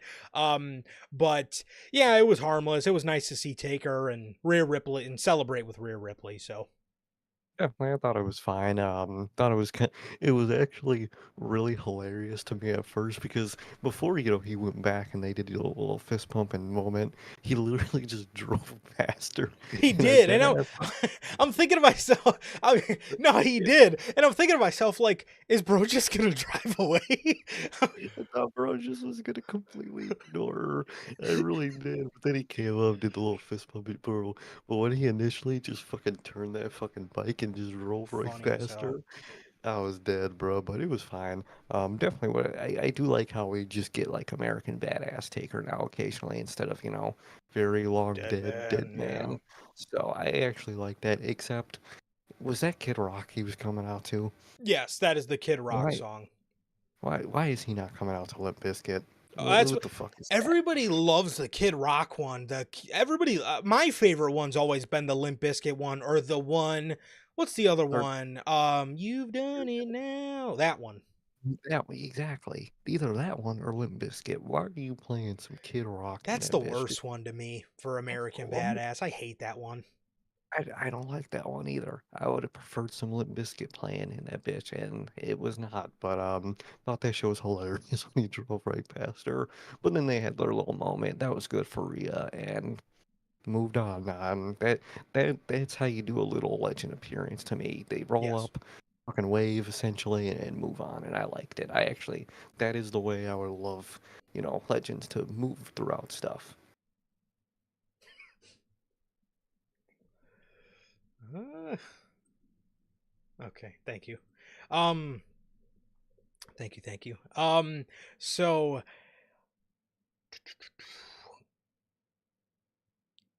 anyways, so after this, we have Adam Pierce in the back. He's talking to Bailey. Um. Okay. He's talking to Bailey. Bailey tells him, do your job and get in contact with me. He says okay, and Bailey walks off. Is Bailey coming to Monday Night Raw? That's an okay. It's First of all, when we're talking, oh well, let me finish this segment. Let me finish this segment. So okay, after Bailey leaves, he says, "I want you to find me the best luchador you can find me." bro. Well, way to fucking give that one up. Who's it gonna fucking be? Juventud Guerrera? Is it gonna be Mm, Atlantis Jr.? Is it gonna be mm. Beast Mordas? Who's it gonna be? I was gonna say, let me do the math. You've been teasing Penta, who's a luchador, and you Mm. had a guy go out there and say, "I Mm-hmm. want the best luchador." Listen, I'm excited, Go ahead. really excited for Penta to show up. But this fucking teasing and what how they're gonna debut him is the most overly on the nose shit ever. Oh, You might as well just hit the graphic that it's gonna be him versus Penta next week. Like, ugh, yeah. dude, this is the way you do it. It's so fucking on the nose. Like, dude, have some fucking subtlety here. Yeah. And two, that vignette we got tonight, that's the vignette we should have got 2 seconds before Pentagon's music hit. You should Yeah, have, when you debuted Penta, the light should have went out. You should have played that vignette, have the thing go up, and then have the writing Penta. And then get that pop, hit his music, boom, there he goes. But you literally revealed his name and he didn't even debut. Like, dude, we know it's fucking Pentagon now, bro. Like, I mean, we always knew it was Pentagon, but you've officially revealed a name. Like, he literally announced that it's Pentagon. Well, I'm not dumb. I don't know. Most fans aren't even dumb. You tell by the shape of the mask. Even if you've never seen Pentagon, you know from those teasers it's a luchador coming in. yeah. And you just had Gable talk about a luchador. So I wonder who it's gonna fucking be, man. And I mentioned a production thing later in the night. Was it just me, or could I not hear a fucking word that Adam Pearce said that whole segment? Was it just me? It was hard. It was very Okay. hard to hear him. I could hear him in spurts. Because I was like, holy shit, I have no idea what Adam Pearce said that whole segment. Mm-hmm. Didn't even understand a word. Fucking audio like got quiet. And I think it happened a couple times throughout the night, so something they definitely got to work on. Absolutely, absolutely, man. But yeah, I mean, you've first of all, dude, you've teased Pentagon for something involving Mysterio and the New Day last Yeah. week, and now it's a match against Gable. Gable, Gable's gonna have to lose again. which, with that, when are we going to get an official transfer window? Because Gable is going to be on Raw next week. So when does the transfer window go into effect, dude? I mean, we see McIntyre on the show tonight. There's no indication on a set moves, and we need to No, see that. there's been no indication of any of that. There's been, reports of people going to Broadband, but in terms of WWE, not a mention of anything of this person Nope. going there. It's literally just people talking to GMs in the background, and that's it. That's all this has been. Yeah. Are you guys trying with this, or at least give us a time frame? If it's far out, okay, I understand. But give us a time frame. Yeah. I don't know, man. I don't know, Yeah. but yeah, and again, I mean, you make it blatantly obvious. I mean, well, who's Gable gonna face? It's a luchador, and it's a mystery luchador. I mean, I wonder Who who the that's gonna be. way too fucking on the nose here. Is it gonna be fucking Ray Phoenix? Is hologram gonna come out and fight Chad Gable? I mean, Like, and he's not going to be a babyface, is he? He's coming. He's debuting against Chad Gable. No way you make him because they had the perfect opportunity with Ray for him to come in, act all babyface at first, help Ray, and then turn on his ass, turn heel instantly. They had the opportunity. Now he's facing Gable. Is he un- just gonna be a happy fucking babyface? unless they drag it out, have him start as a baby face and then have him eventually cross paths with Ray, be cool with Ray, and then turn on him. But I Hey, honestly liked what they had cooking in the first place. The whole yeah, have him turn heel on the first night. His look is a heel. a His heel.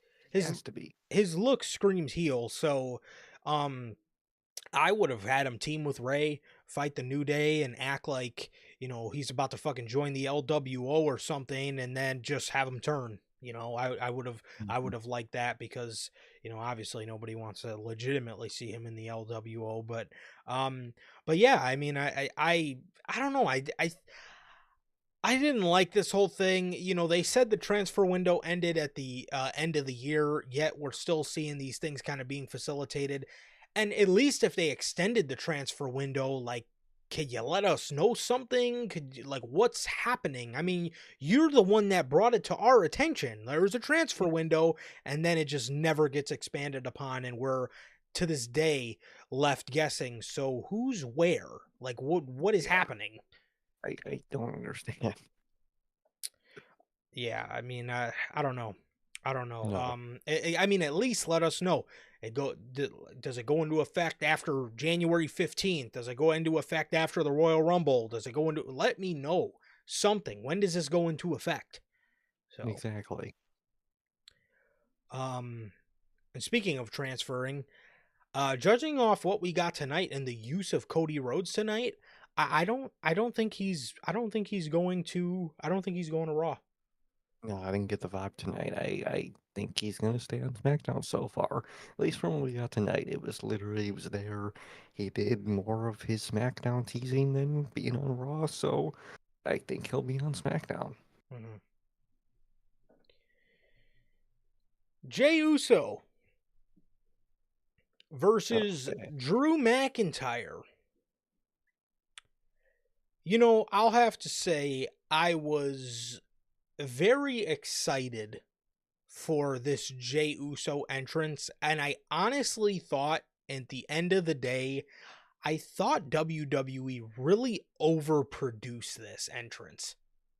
They did. They kind of did way too fucking much with the entrance and just overcrowded it in a way. Yeah.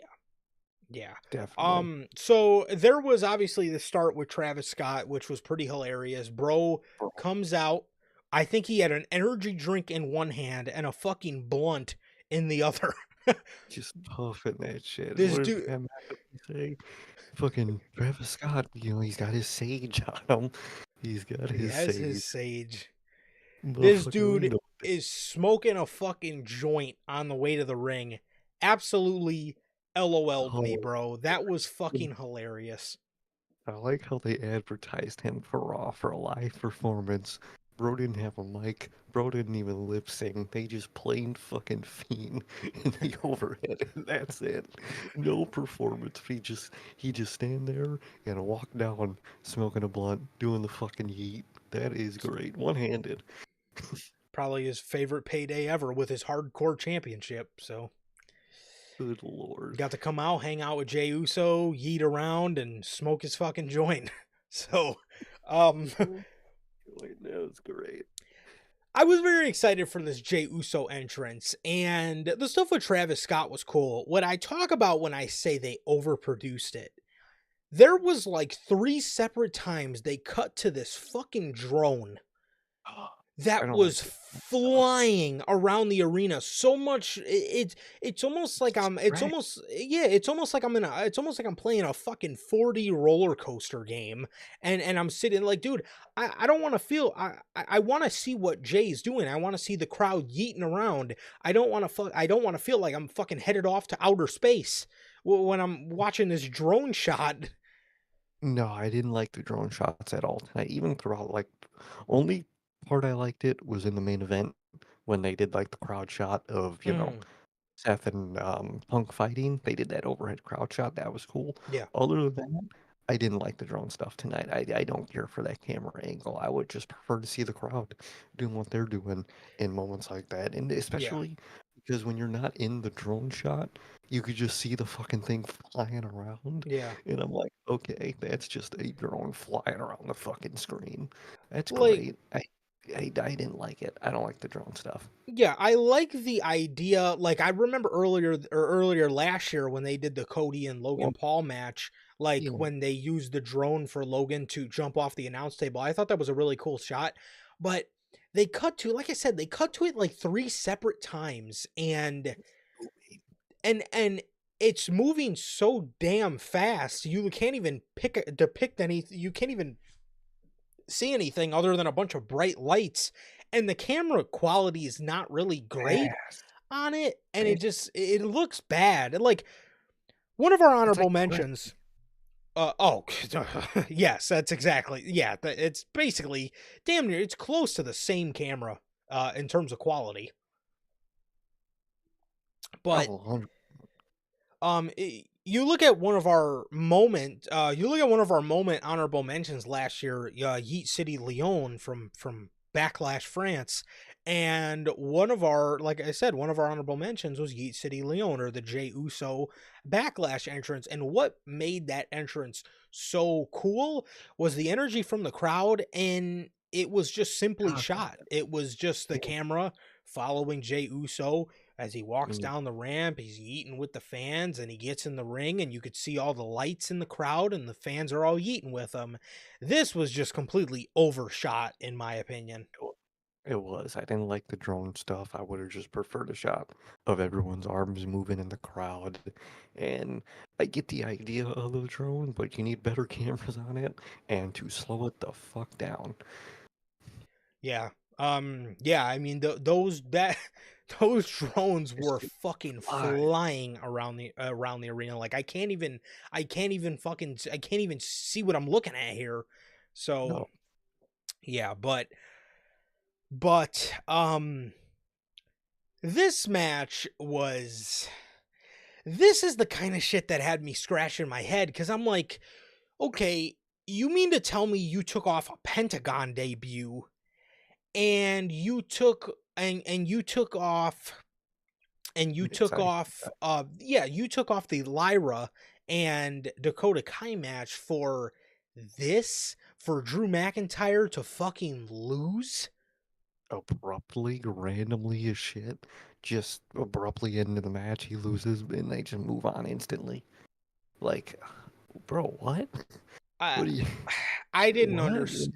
Yeah, I didn't understand that whatsoever. He's claymoring Jay. He did it a couple of times, and he goes for the final claymore, and Jay drops to his feet. So he gets in the corner again, and as Jay gets to his knees, he goes to claymore him, and it obviously is revealed that Jay was tricking him, and he ducks down, puts McIntyre in a backslide, and beats him. I honestly feel this was put on the show to get the Jey Uso entrance with Travis Scott on the show, which if that's the case, why didn't you just have the OG bloodline help Roman Reigns as they did, have Jay go out there and do everything you did, have Roman and The Rock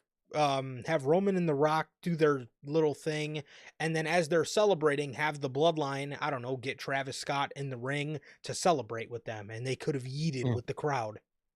well, exactly, or something like that, or maybe Jay could have helped in the interruption of the match, and maybe he didn't even run down there. He was just up there distracting, Solo and their bloodline by being up there doing his stick up there with Travis Scott, right? Yeah. Anything. Yep. I think the inclusion of this match was unnecessary. I think it took a spot from what could have been better stuff on the show, and they put this on the show, and they just rushed right through it for no reason. Definitely. Definitely, bro. But yeah, and again, considering what they took out of the show, I have it here. Yeah, obviously, like I said, Lyra and Dakota, the finals to that, and the Pentagon debut, I thought could have Mm. been a Easily. great Yeah. addition to the show, but um that was that. And yeah, like I said, I honestly feel this was only on here to get a Jey Uso entrance on the show. Oh yeah, I think so. I think that's all it was.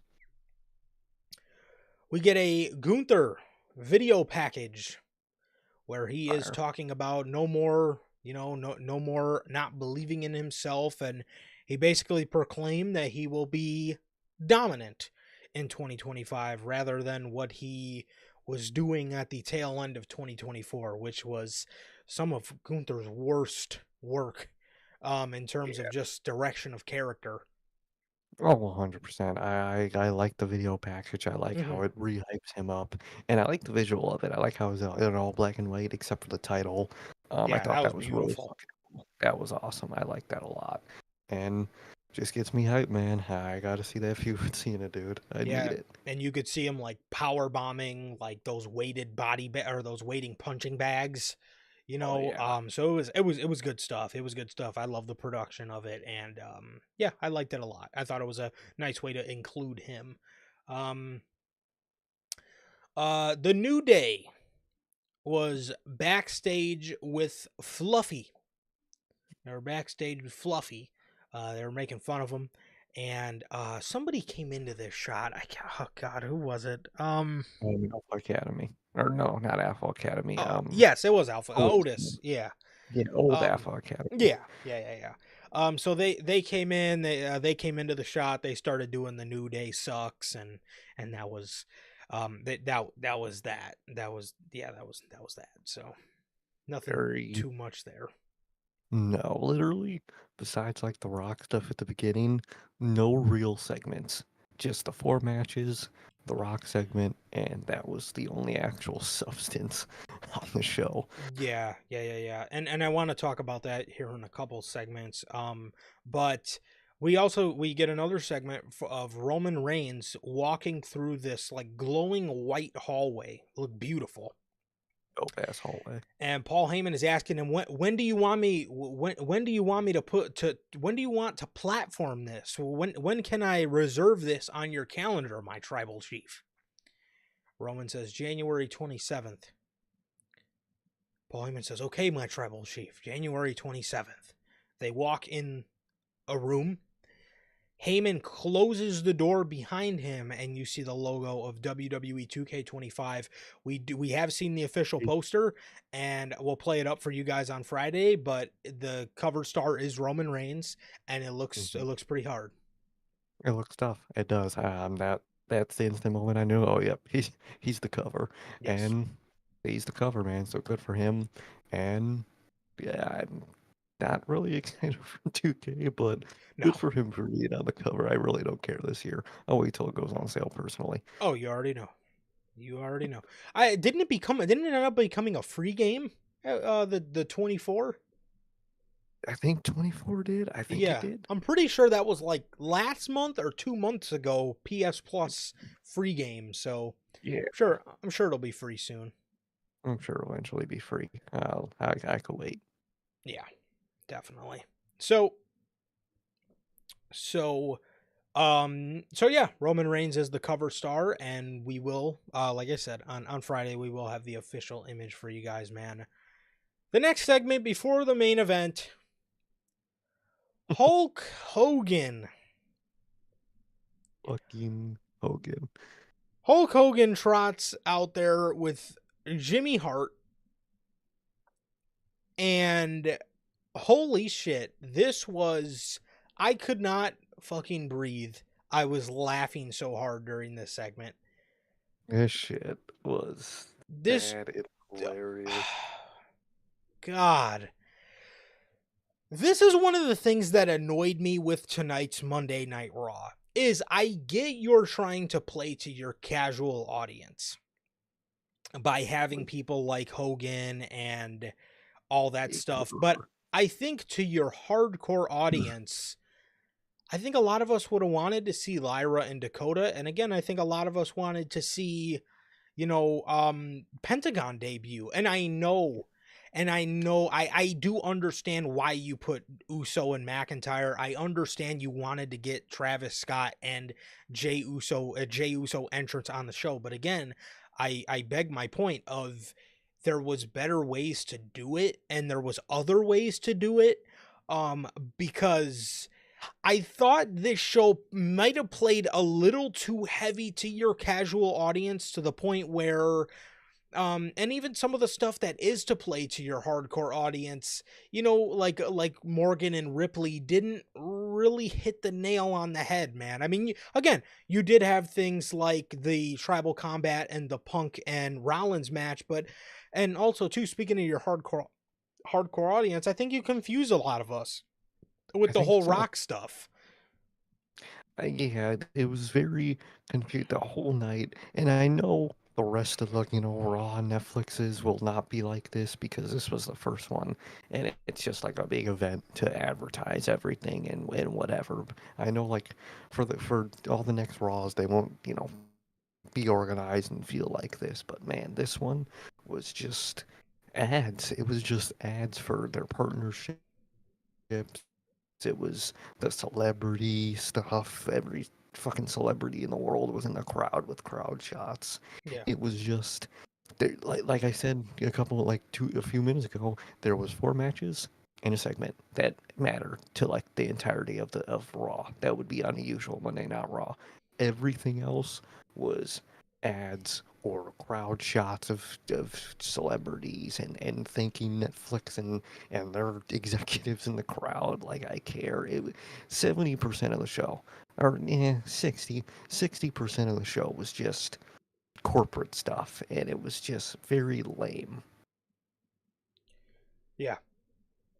Yeah, like I Mm. said, I think they played I think they played a little too much into this person's here, this person's here, this person's here. Oh, here's a legend. Oh, here's this. It's like, yo, like again, I thought there could have, I thought they could have used this time for a lot of things wiser, considering we haven't really seen we didn't really see a lot of, again, we didn't see the return of Pentagon. We did not see the return of Becky Lynch, which shocked the hell out of me.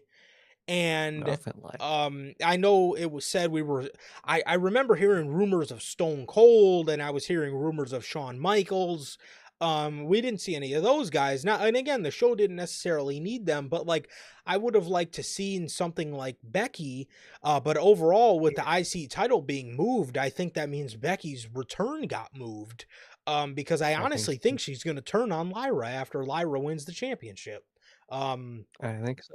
and I would have rather seen it this week than next week. And I think they exchange a lot of just moments that don't matter next week for this episode. A lot of the stuff on the show just doesn't matter for WWE, for next week's Raw, all that shit. And I think they kind of wasted a lot of time tonight. Yes, they like I said, I think they wasted it. They did waste a lot of valuable time just on celebrity crowd shots and who's in the crowd and legends. So that was a bit Mhm. unfortunate. Hogan comes out there and he's doing his shtick. He's like, the greatest thing I've ever been a part of, brother, is this WWE thing. This Well, WWE thing. Thanks. he's he's like he's like after he's trying to get cheap pops off other people's names and it's not Oh, popping the God. crowd and it's so and at this point I'm dying because he's like He's one of my going so one of my tag team partners was the Macho Man Randy Savage, brother, and fucking everybody's still booing. quiet. He thinks he's going to get the cheap pop because of Randy's name, but everybody knows what he's doing, and he's like, but the greatest fans I ever had was all, or the greatest tag team partner I ever had was all of you fans, brother. And as he says that, this was the funniest part to me. As he's saying the fans are his favorite tag team partner of all time, the crowd is fucking booing this man into oblivion, bro. And he's doing his shtick, and poor Jimmy Hart's fucking out there, and he's got to stand next to this dude, and he talks about how Raw's on Netflix, Jack, and he rips his shirt off. And it doesn't rip all the way, so he's basically wearing it as like a fucking skirt. And and he's wearing it as like a fucking kilt. And and then he just does this old man trot away and he just It, leaves. it Holy was shit. so sad. What a waste of a minute. Waste of fucking 2 minutes in the world, dude. You have Hulk Hogan out there. Parade is probably shitty beer that no one's gonna, that I've never seen anybody buy ever. Um, He's fucking out there trying to get the cheap pop. It's not working. He rips his shirt and he wears it as a dress.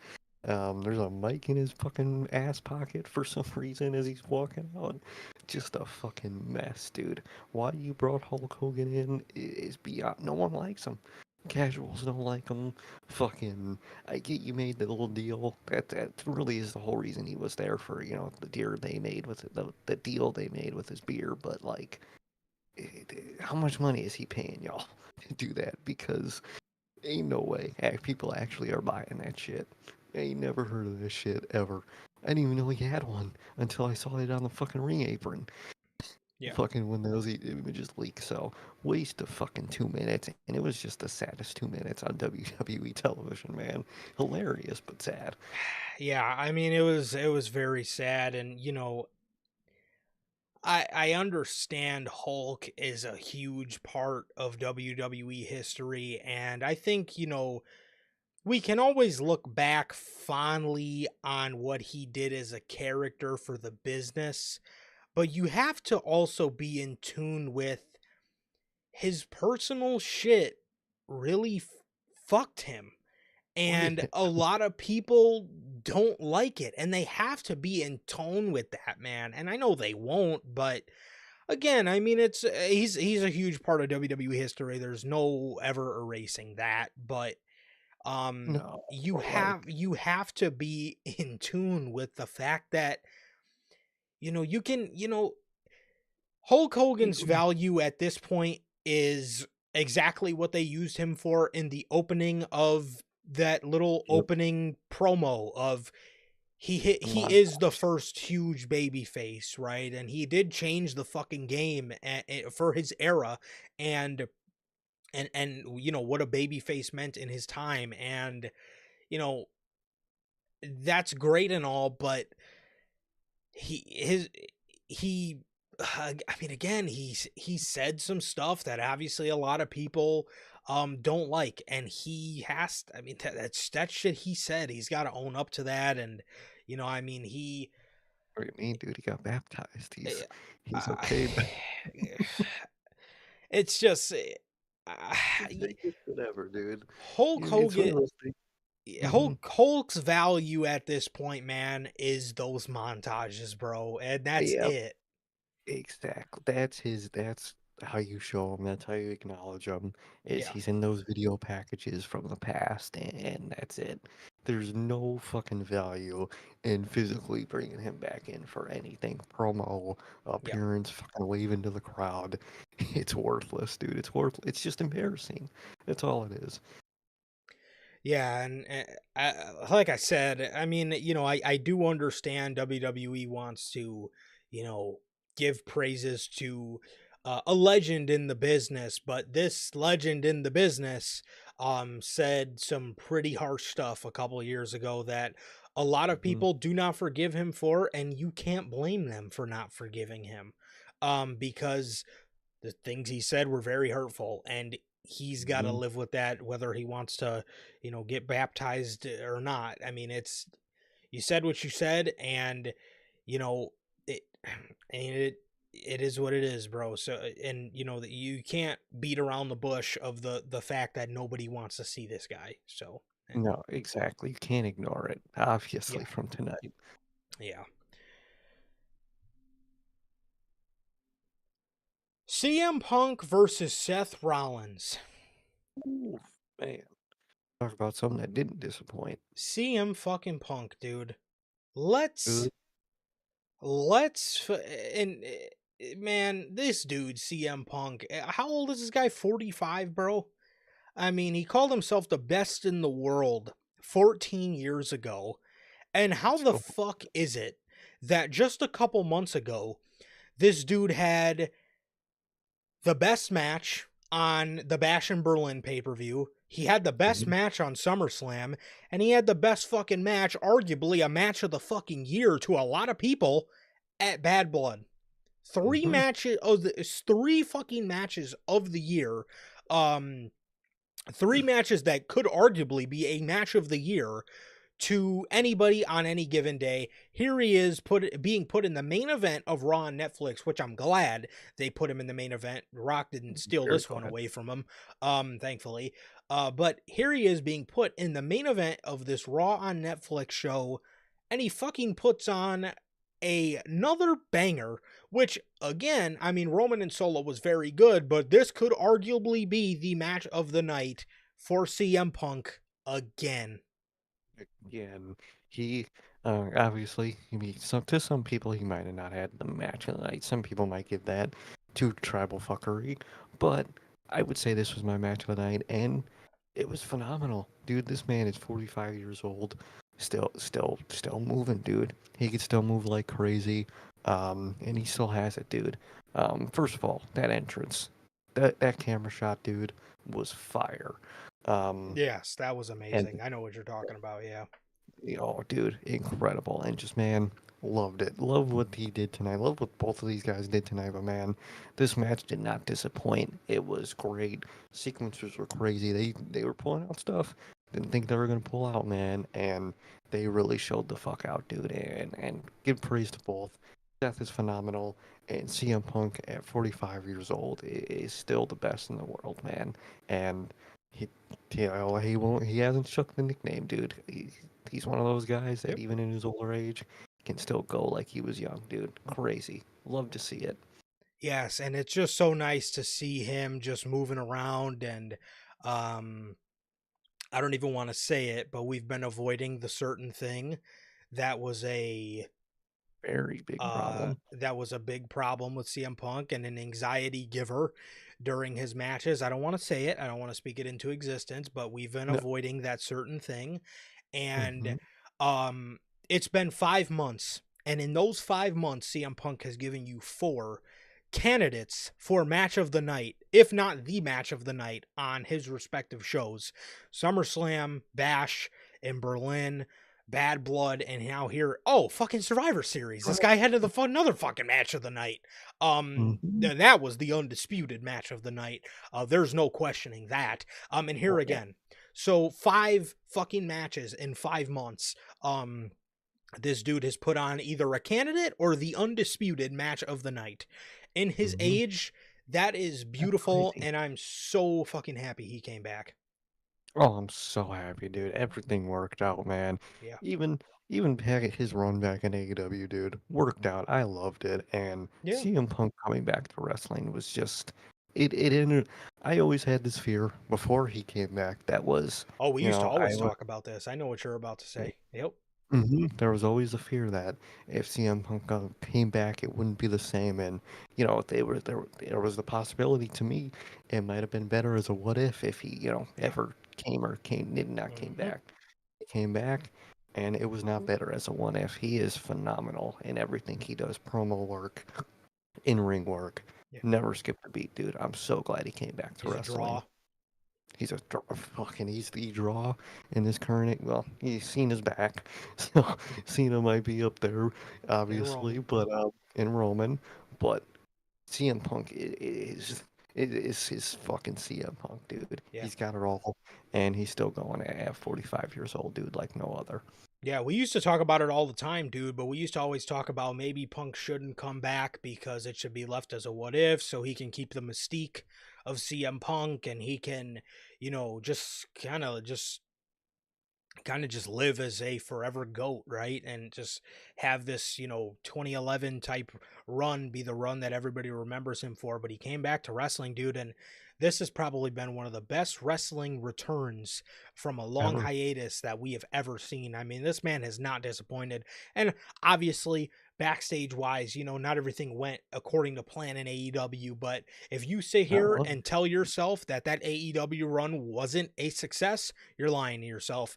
Um, from the till moment the he, end. yes, from the moment he got into the company with Darby, with Eddie, with Mhm. Max, with Paige, with Mox, with All of it. that little collision stint that little collision stint he had was even interesting. Um Now I don't know where things would have went with CM Punk if he was in AEW today with how they are today.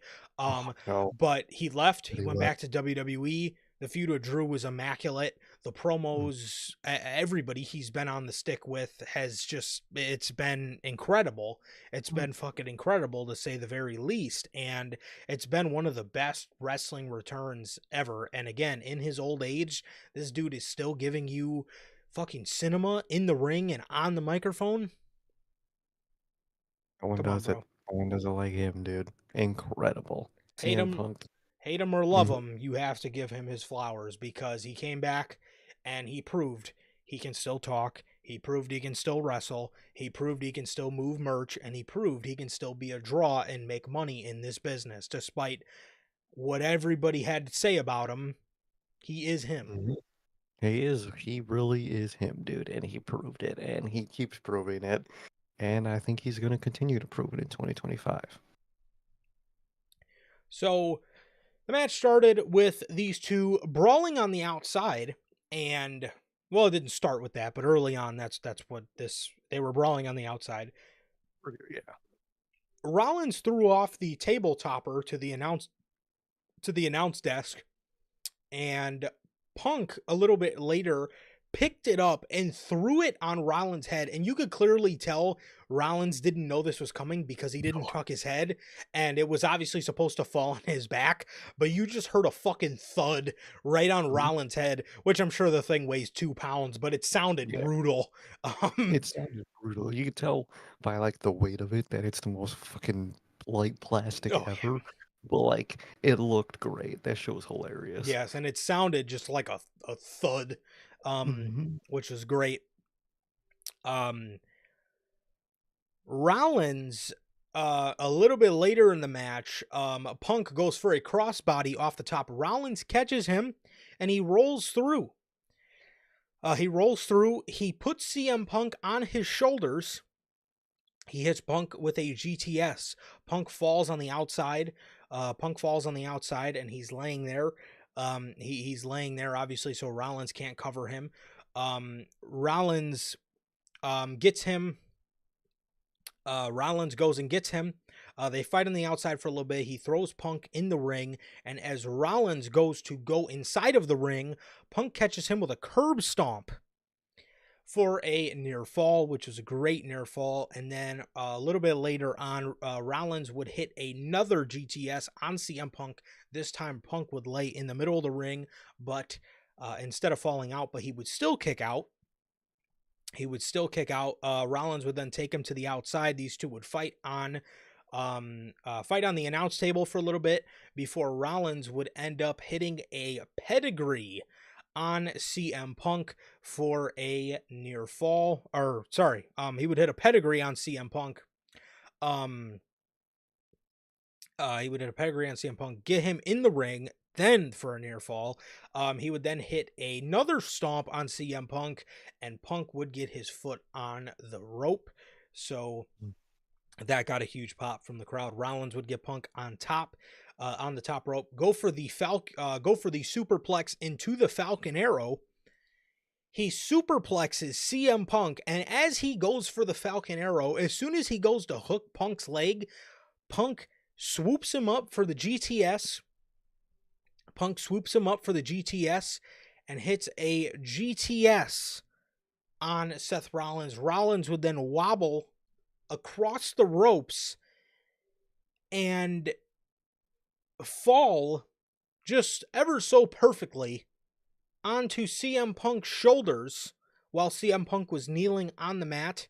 He fell perfectly onto CM Punk's shoulders, and CM Punk would then hit another GTS to put Seth Rollins away and grab the victory here today for the debut episode of Raw on Netflix. CM Punk wins his match against Seth Rollins here in the main event of the first debut episode of Raw on Netflix, man. I thought this was an incredible match. Amazing fucking near falls. I love the back and forth with these two. I love the counters, and man, these two work so well in the ring together, and I would not be complaining if we were to get some sort of trilogy with these two. I think it could only get better from here. I think so. I think there's only improvements because tonight was phenomenal. Great fucking match, phenomenal ending sequence from these two, man. And I don't think this is the end. I think this is the start of a probably more than likely a trilogy. I think that would be the most valuable way to do this. And I'm not going to complain about that at all. Maybe this is going to be the Mania match for these two guys. Is the final match between each other, and I would very much enjoy that, man. I like what they did tonight. Sequences were incredible. Very well produced match. Very well wrestled match from both guys, obviously. And I love what they did tonight, man. Even afterwards, when After Punk wins, he was taunting the fuck out of Seth, doing his go to sleep. Seth was just sitting there, blood dripping down his face, just so pissed and distraught, and it was phenomenal, dude. And I think we're definitely going to get more of these two in the future. Yes, and Rollins' red gear tonight was on point, as well as Punk wearing the Revolution, the dog collar vest, or the track jacket. The track jacket he fought Jack Perry in. That one. The classic ROH one. I Yep. thought he was going to wear the rest of that classic ROH attire with like the blue, or not blue, what the fuck, The shorts. those white like boxer shorts. Yeah. But he didn't. But that jacket always goes incredible, man. And I love the look. Speaking back to looks in that entrance, dude, that shot where CM Punk was making his entrance and he turned back to look at the camera that's like up by the crowd, and he was just staring at that camera while walking backwards. Fire. Fucking fire, dude. I hope they keep that camera angle for the future. And I love what they did here tonight. I love this main event, and everything worked perfectly. Yes. This was a great main event. I'm so glad The Rock did not steal another main event from CM Punk, because I think in hindsight is 2020, and I think we can all agree, Bad Blood should have absolutely opened with the whole Rock the tag team match and The Rock coming out, and ended with McIntyre versus Punk. And I'm glad he did not steal another main event from CM Punk, just to come out and do absolutely nothing. But I'm glad that Punk got this. I'm glad that Punk and Rollins got this, and I'm happy for these two, man. They turned out an absolute banger, and That was your debut episode of Raw on Netflix, man. I thought the beginning half of the show and the later half of the show were done very well.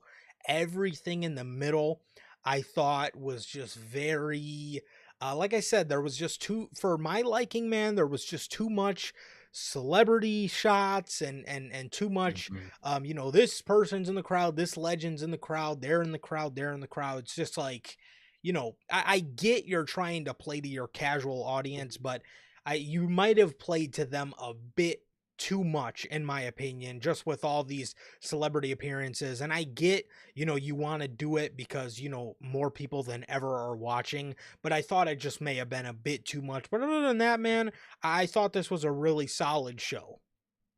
I think it overall, I think it was a good show. I enjoyed it. Like you said, I definitely agree. Beginning and phenomenal. The middle of the show was really cold and just really corporate, of just crowd celebrity shots and advertising this and that and fucking Netflix people in the crowd. Like just a whole bunch of shit. I don't care about it. I think it would have been more valuable to all the people you got viewing the show tonight to show up Penta to do that women's IC title match. I think that would have been a better value for your future potential audience. If you show things like that Penta, that look alone would have caught so many people's attention Yes. and would have stuck to so many people. Mm.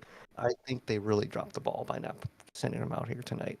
I think another person that really should have been on this debut show, we seen him in the crowd. I thought another guy, again, with more people watching than ever, would you Mm, rather show, Michael Che or Braun Breaker? And they chose Michael Che, and right. I thought, specifically, Braun is a guy you would have absolutely wanted to have on this show to show people the future. Yeah.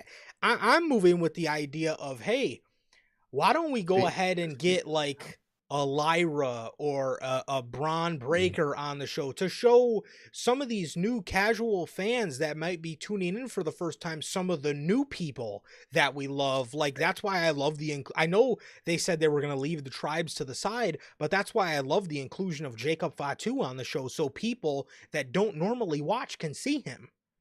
exactly. I think that was of great value, and I think, like I said, you put Penta on the show Yep. would have instantly hooked people. By his look alone, would have caught so many fucking eyes, and it would have gone viral. I genuinely think Penta would have gone viral tonight if you put him on the show. I think it's a big misstep to not put him on the show.